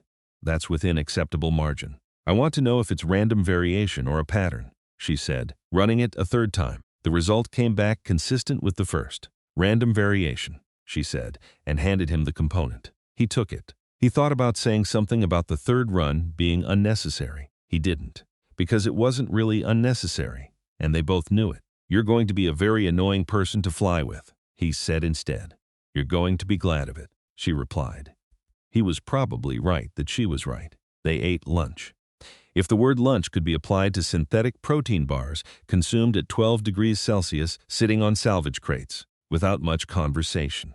Ray had spent enough years working alone to be comfortable with silence that wasn't hostile. And Elena had apparently learned to distinguish between the kind of silence that meant something was wrong and the kind that just meant nothing needed to be said right now, which was a distinction that took some people years to develop, and she'd managed in about 2 days. Afterward, she sat beside him at the Sable's engineering console, and he walked her through the slipspace drive calibration sequence. Not because she needed to know it to do anything they were planning to do today, but because she'd asked. And because his reasoning for teaching her was simple enough. If something happened to him, she needed to be able to fly the ship. She took notes on a salvaged datapad she'd found in the platform's operations room. Actual notes, structured and cross-referenced, with a system that made his approach look chaotic by comparison. "Where did you learn to organize information like that?" he asked, looking at her notation system. "Diplomatic correspondence training," she said, without looking up, starting at age 12. The theory was that the structure of how you record something shapes how you think about it, and the practice. "I spent 4 years writing formal letters to heads of state that my father reviewed and corrected for tone, phrasing, and political implication." She added a line to her notes. He had very specific ideas about how information should be structured to lead someone toward a conclusion without appearing to. Ray was quiet for a moment. "Useful skill. It was meant to make me useful to him," Elena said. "I'm choosing to find it useful to myself instead." She said it the way she said most things now, evenly, without drama, without apparent weight. But it had weight. She was getting good at carrying things without showing the carry. They were 3 hours into the second stage of repairs when May spoke. "Passive sensor contact," the AI said, in the same tone she used for everything, because she didn't have a different tone for urgency. "Single object. High velocity. Entering the system on a tight insertion vector." Ray looked up from the panel he was soldering. "What kind of object?" "Signature consistent with a hunter-seeker probe. Directorate origin. Generation 4. Autonomous tracking model." Ray set the soldering tool down carefully. "Distance, 600,000 kilometers. Decelerating. Approach trajectory indicates this platform as the target." He stood. He went to the cockpit window and looked out at the rust-colored planet below and the black above it, which told him nothing. The probe would be too small to see at that distance. Elena came to stand beside him. She'd heard May. "Hunter-seeker," she said. "Autonomous. It doesn't need a crew. It finds you. It confirms the target. It sends a signal." Ray turned from the window and started moving. "Then whatever it signaled shows up. How long before it gets here?" 20 minutes. Maybe less. Enough time to finish the critical repairs and get us off this platform. Not enough time to do anything else." Elena was already moving back toward the access panel he'd been working on. "Tell me what to finish and what to leave," he told her. She went. The next 18 minutes were not the worst 18 minutes Ray had experienced that week, which was a low bar. But they had a specific quality of controlled emergency that required keeping a large number of variables in mind simultaneously while working with tools in the cold with gloves on. He finished the emitter installation and ran the diagnostic himself this time. Fast, no second runs. Elena closed out the secondary conduit connections on the port side and ran the integrity test and reported the result in terms of what it meant for drive efficiency rather than raw numbers, which told him she'd internalized the context and not just the information. "Good enough?" she asked. "Better than good enough. Get to the cockpit." He followed her, pulling the access panel shut behind him, and was in the pilot seat with the drives igniting before the panel locks had fully engaged. The Sable shook as the fusion drives came online inside the enclosed docking bay, and Ray blew the bay doors the same way he'd done it at Ashford, because finesse was for ships with time to be careful. The platform fell away below them. "May, where's the probe?" 60,000 kilometers. "Decelerating to station keeping," May replied. "Signal broadcast has begun. Target confirmation transmitted." "Transmitted to what?" "Scanning for receiving vessel." A pause. "Contact. 1 vessel. Directorate Hunter class. Emerging from slipspace at the system edge. Distance 3 million kilometers." 3 million was enough. Not comfortable, but enough. If they didn't waste any of it. "Slipspace drive," Ray said. "Calibration is at 87% following the repairs." May said, "Jump will be manageable but imprecise." "Imprecise in what direction?" "Arrival point variance of approximately 40,000 kilometers from plotted destination." "I'll take it," Ray said. Elena was in the co-pilot seat, harness buckled. Watched the tactical display with the focus she brought to everything. The Hunter-class ship was a bright orange indicator at the edge of the display, moving toward them at high acceleration. They're fast, she said, faster than us in a straight run. Ray was already on the jump calculation, punching in vectors. But we're not running straight. The Hunter ship launched something. May identified it before Elena could ask. Long-range seeker missiles. 2 of them. Fast and smart and designed for exactly this scenario. A fleeing ship with a head start that wasn't quite large enough. Ray watched their approach vectors on the screen. He thought. He had a very specific kind of thought that happened when the numbers were tight and the options were limited. A kind of narrowing that he'd never been able to entirely explain to anyone, and had never needed to, because in 15 years of close calls, the process had always produced a result. May, active sensor sweep, maximum range. Directly behind us. Sweeping, May said. Contact. The probe is at 42,000 kilometers behind and below our current vector. Station keeping. Ray looked at the seeker missiles. Looked at the probe's position. Did the calculation. Hard roll to starboard, he said, and executed it before finishing the sentence. The Sable banked violently. The G-force hit them both sideways into their harnesses. Elena caught herself against the console brace and said nothing.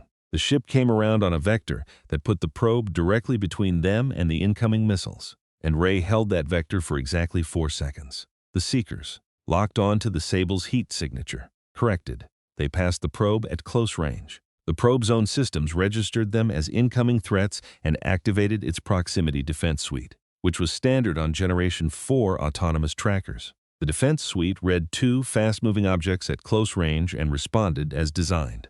The resulting detonation was bright enough to wash out the rear cameras for a moment. Seekers destroyed, May reported. Probe destroyed.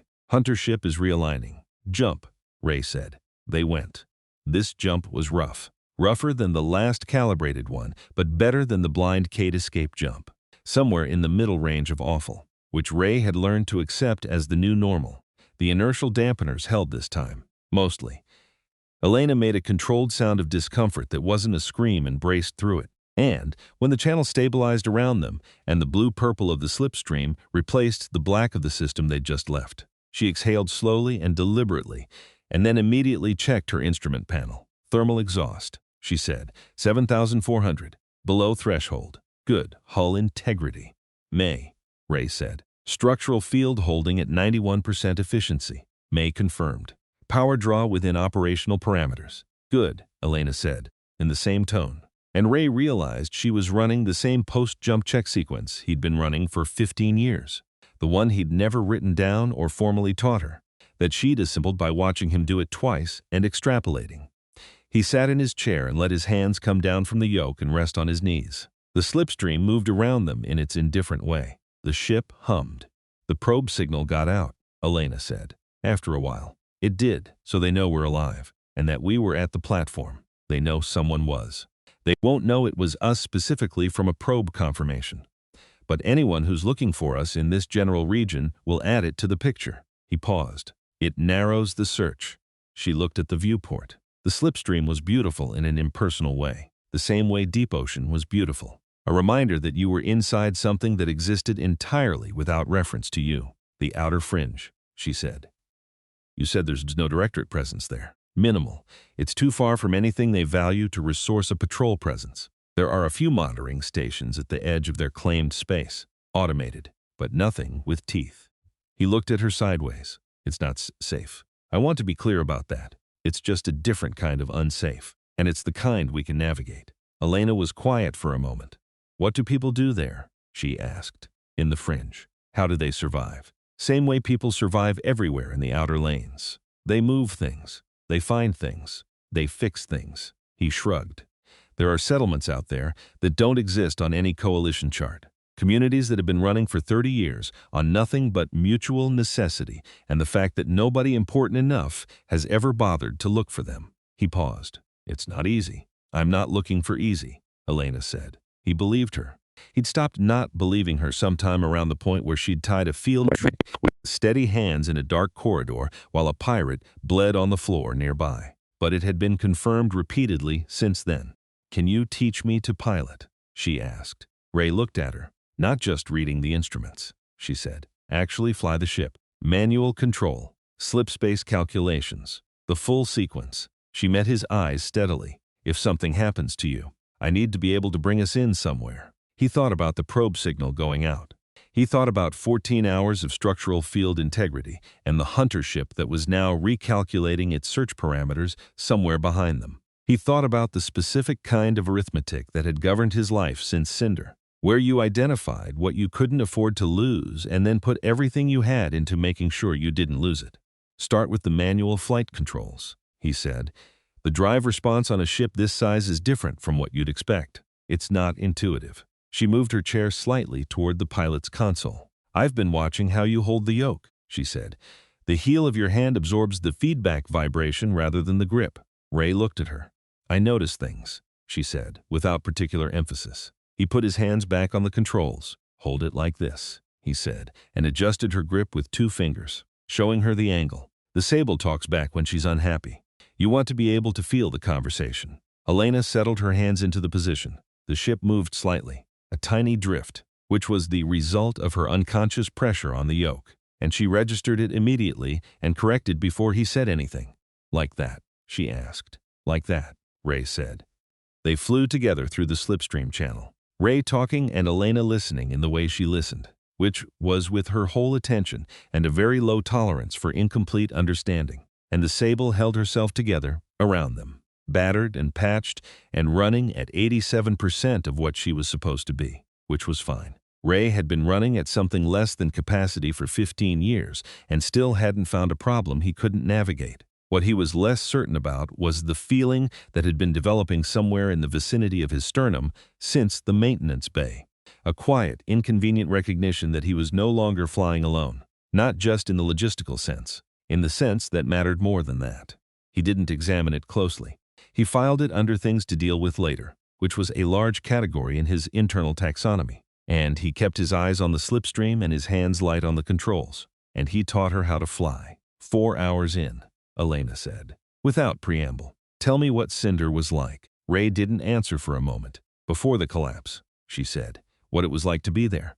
He thought about it. He hadn't thought about Cinder as a place in years. He'd thought about it as a fact, as a thing that had happened, as a fixed point around which a lot of subsequent decisions had organized themselves. But as a place, cold, he said. Most extraction colonies are. The heat budget on a deep core operation goes to the machinery, not the people. He paused. It was loud. The drilling ran in 3 shifts, so there was never really a quiet time. You got used to it. And the people were, he stopped, started again. They were the kind of people who work hard because the work is there and because they know that stopping means someone else doesn't eat. Not glamorous, not easy. They complained about the same things everyone complains about. The food, the cold, the hours. They looked after each other when it mattered. Elena was quiet, listening. My brother had been there 6 months, Ray said. I was doing the supply run. I wasn't supposed to be there. I was just passing through. But I'd timed the run to overlap with his rotation so I could see him. He stopped for a long moment. We had dinner. The food was terrible. He complained about it for the whole meal and then ate 3 portions. The slipstream moved. I think about that sometimes, Ray said, that the last thing we talked about was bad food, not anything important. Just that he was hungry and the rations were inadequate. And he was 23 years old and working 14-hour shifts in a tunnel under a rock. And he thought that was going to be his life for another 2 years before he'd saved enough to move on to something better. Elena didn't say she was sorry. He was glad she didn't. Sorry was a word people used when they didn't know what else to offer. And Elena had, in his observation, a strong preference for not offering things she didn't mean. He would have been 33 now, she said instead. Ray nodded. What was his name? Daniel, Ray said. The name sat differently in the air than other words. It had a specific weight that 15 years hadn't reduced. Danny, he hated Danny. He made everyone call him Daniel. Daniel, Elena said. She said it carefully, the way you say a word when you want to get it exactly right. They flew. The slipstream held them. Outside, the dimensional channel stretched in every direction, going nowhere and everywhere at once. And Ray sat in the chair that had shaped itself around 15 years of him. And for the first time in a long time, the silence in the cockpit wasn't the silence of being alone. It was something different, something he'd forgotten was possible. He didn't name it. He just let it be there. Thermal exhaust at 6,800, Elena said, checking the screen. Still below threshold. Good, Ray said. Hull integrity holding. Good. She checked the remaining instruments in sequence, reported them in order, accurate and concise. Then she settled back in the co-pilot seat and put her hands in her lap and watched the slipstream, and didn't say anything else, and neither did he. The Sable flew on toward the outer fringe, and whatever they were becoming on the way there, they were becoming it together. The outer fringe did not announce itself. There was no border marker, no patrol checkpoint, no navigational buoy broadcasting a change in jurisdiction. One moment they were in coalition-adjacent space, with all the invisible architecture that implied shipping lanes, monitoring relays, the distant hum of institutional presence, and then gradually, over the course of half a day's travel, all of that simply thinned out and disappeared. The stars didn't look different. The void didn't change color. But something in the quality of the silence around the ship shifted, became less observed, and Ray felt his shoulders drop by a degree he hadn't noticed they'd been carrying. "We're in," he said. Elena looked up from the datapad where she'd been working through the slipspace calculation exercises he'd given her. She looked at the viewport and then at the instruments and then back at the viewport. "It doesn't look like anything," she said. "That's the point." She considered this. How do people find each other out here if there's no infrastructure, no registered coordinates? The same way people have always found each other in places nobody wants to map, Ray said. They leave marks. Old signals on frequencies nobody official monitors. Transit records passed hand to hand on data chips. Someone tells someone who tells someone else. He adjusted their heading by 2 degrees, a correction for accumulated drift. It's slower, less convenient, also considerably harder to track. Elena returned to her exercises, but her eyes went back to the viewport twice more in the next 10 minutes.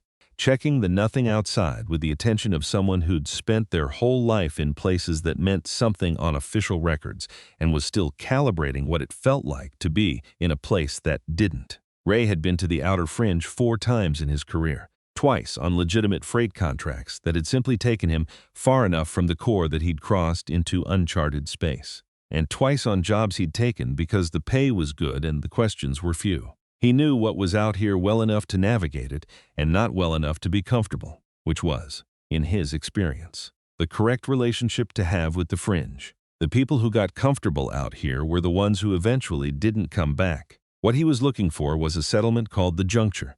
It didn't appear on any chart May had access to, which was how you knew it was worth finding. Ray had the coordinates from a cargo run 7 years back, a transit he'd logged under a different job number and never formally reported.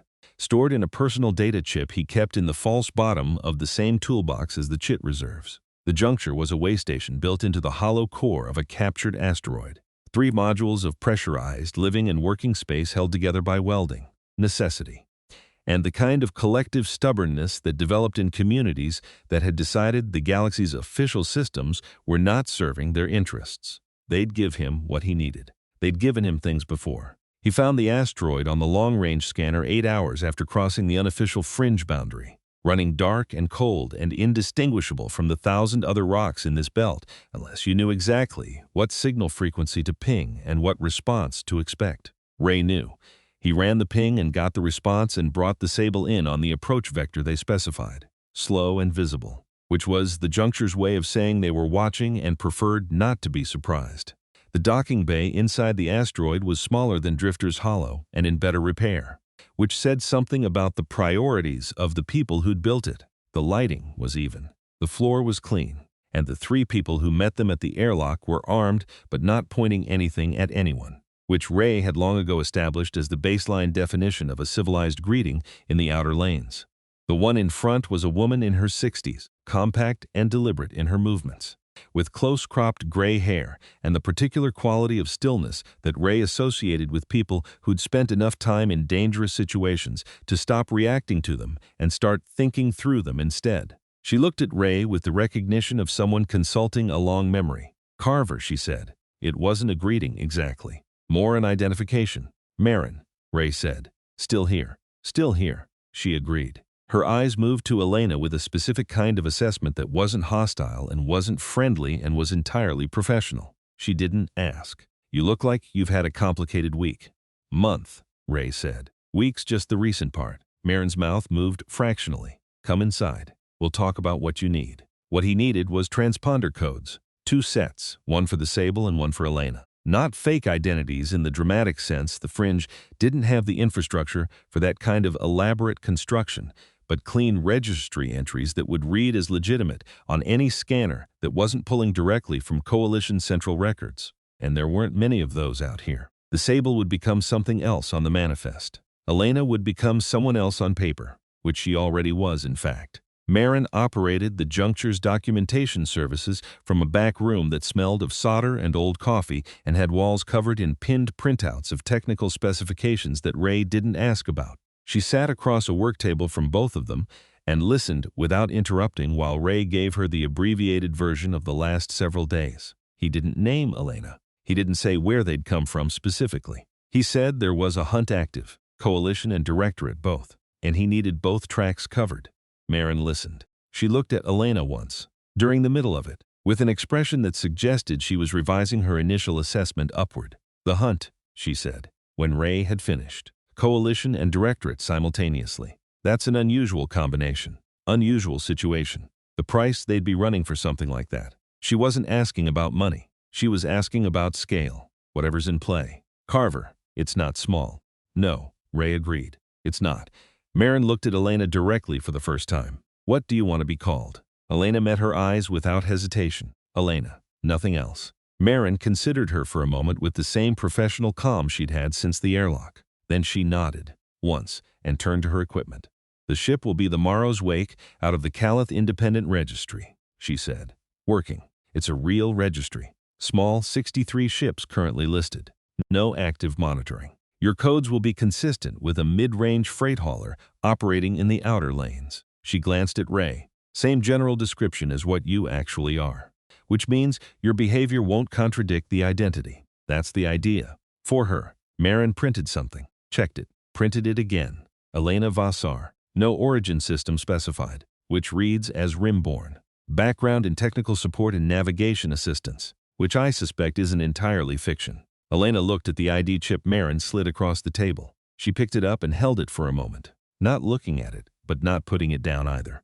Does it bother you? Marin asked her, without particular softness. Having a name that isn't yours. It's mine, Elena said. Elena is mine. The rest is the cover. Marin studied her for a moment. How long have you been out here? About a week. Marin looked at Ray. She adjusts fast. She does, Ray said. That's either very good or very concerning, depending on what she's adjusted from. Good, Elena said, answering for herself. Definitely good.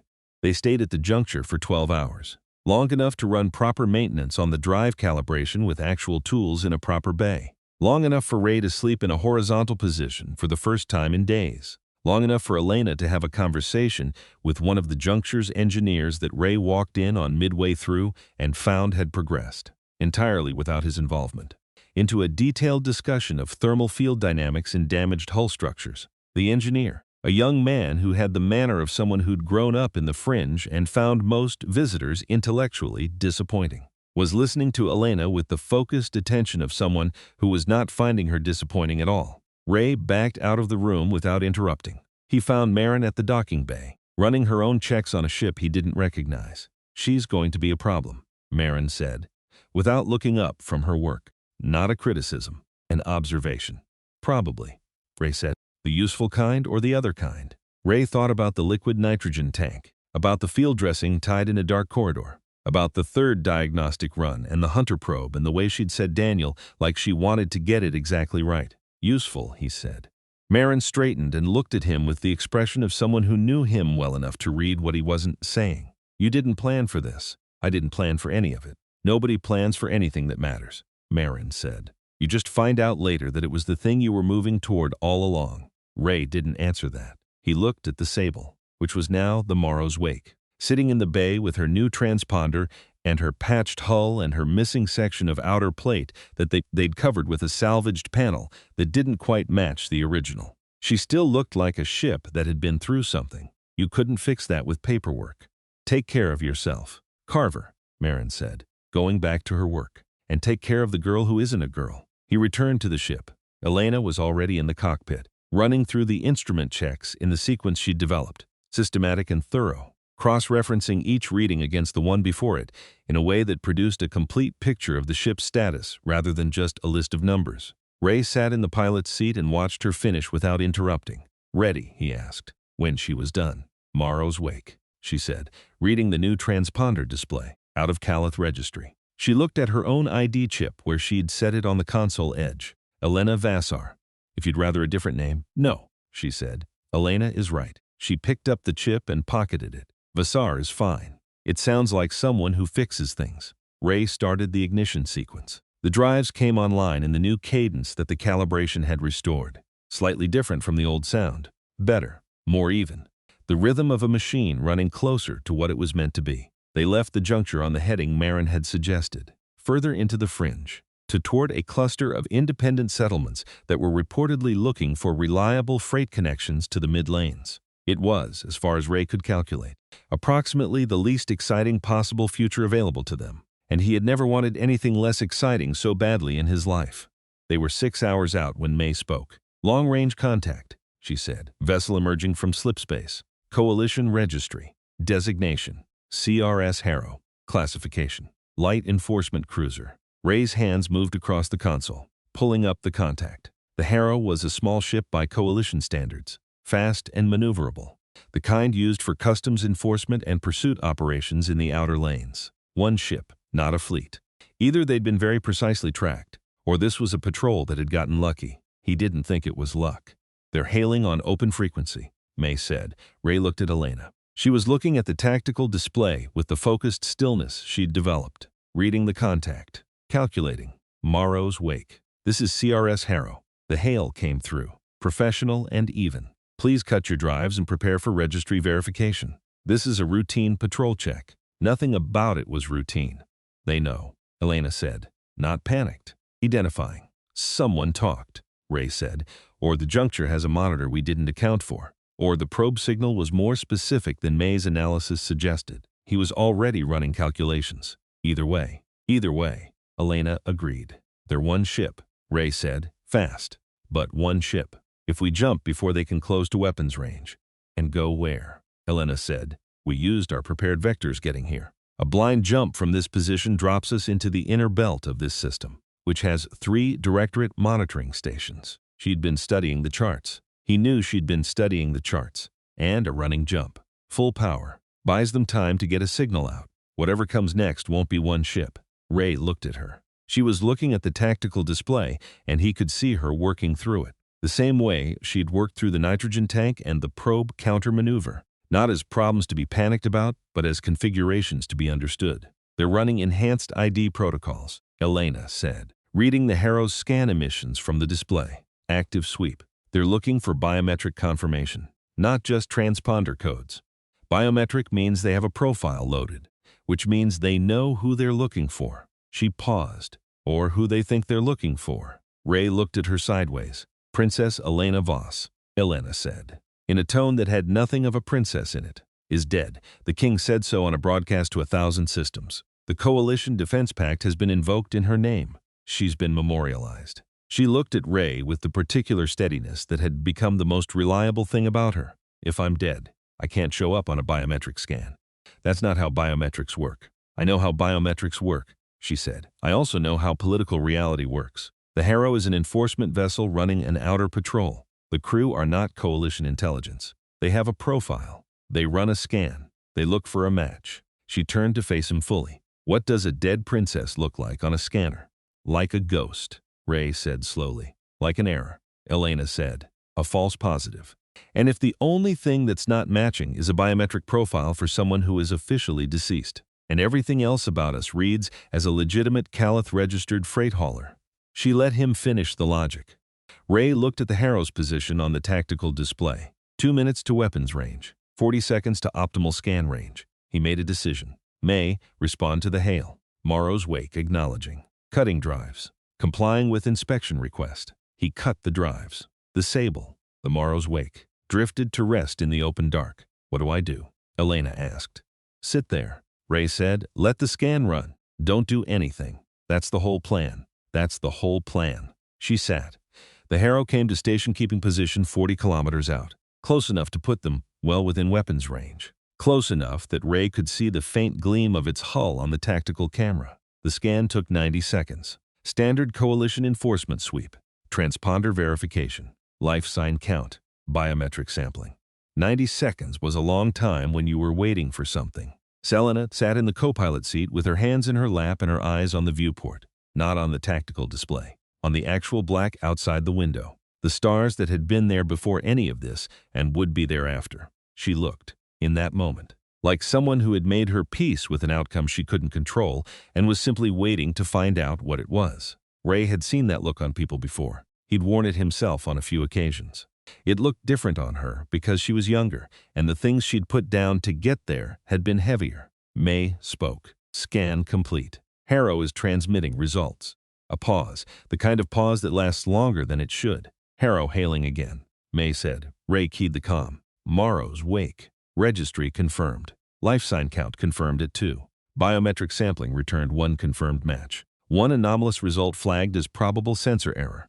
The Harrow's officer sounded professionally bored. Noted for log. Carry on. The Harrow's drives lit up on the tactical display as it resumed its patrol vector, moving away from them, becoming smaller on the screen, becoming a point of light, becoming nothing. Ray let out a breath. Beside him, Elena turned from the viewport. She looked at the tactical display where the Harrow had been. Then she looked at her hands in her lap for a moment, and then she looked out the viewport again at the stars, which had been doing all along what they always did, which was nothing, existing, being there. Dead princess, she said quietly. Not bitter, not triumphant, just identifying a fact that had turned out to be useful. Sensor error, Ray said. Probable sensor error. She corrected. They logged it. Probably happens all the time. Probably, she said. Ray reached forward and fired the drives. The Sable, the Morrow's wake, moved forward into the black, and the Harrow was somewhere behind them, getting smaller by the second. And ahead of them was the outer fringe, and the settlements Marin had told them about, and the freight contracts that were waiting for a reliable ship, and the ordinary grinding work of survival in the outer lanes, which was hard and consistent, and did not have a lot of tolerance for the kind of people who needed things to be easy. Ray thought about Daniel. He thought about the supply run that had put him in the right place at the wrong time, and about a dinner where the food was terrible, and that was all they'd talked about, and about the particular cruelty of the universe, which was not that bad things happened, but that they happened without meaning, and then meaning had to be constructed from the wreckage after the fact. He thought about what Marin had said. You just find out later that it was the thing you were moving toward all along.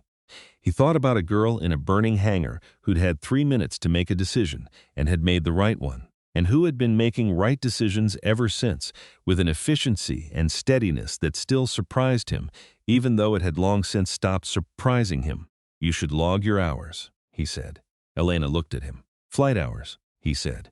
If you're going to be rated as a navigation assistant, you need a log. May can stamp the sessions retroactively back to when we started. She looked at him for a moment with the expression she had when she was deciding whether he was being serious. She decided he was.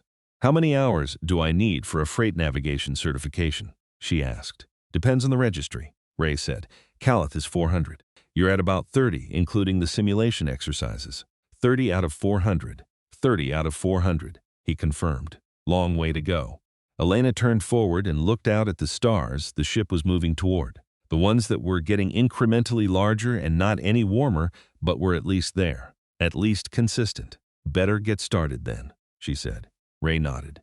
He keyed the navigation console and pulled up the chart of the settlement cluster, cross-referenced against the signal frequencies Marin had given him, and began plotting the approach. The Sable, the Morrow's wake, flew on. She was scarred and patched and carried a manifest that was technically accurate if not exactly complete. And she had a pilot who had been flying these lanes for 15 years and a navigator who had been doing it for approximately a week and a half and was already better at it than several people he'd worked with professionally. She had a new name and new codes and 30 hours of logged flight time toward a certification that would take 400 and a very long way still to go. Outside, the outer fringe held them, vast and uncharted and indifferent to what they were or what they'd been or what they were becoming, which was exactly what they needed. The stars didn't care about dead princesses or cargo pilots who should have lifted off and didn't. They just burned, far away and cold and permanent, marking the dark the way they always had and always would, with nothing like meaning and nothing like indifference, simply there. The way things are there when they've been there long enough that they become the measure by which everything else is located. Ray Carver sat in the chair that had shaped itself around him over 15 years and put his hands on the controls. And Elena Vassar, who had been Elena Voss for 19 years and would never be again, sat in the chair beside him and watched the stars with the eyes of someone who was learning what they meant in a sky that had no politics and no kings and no particular interest in who you used to be. And the morrow's wake flew hard into the dark, the way she was built to, toward whatever came next.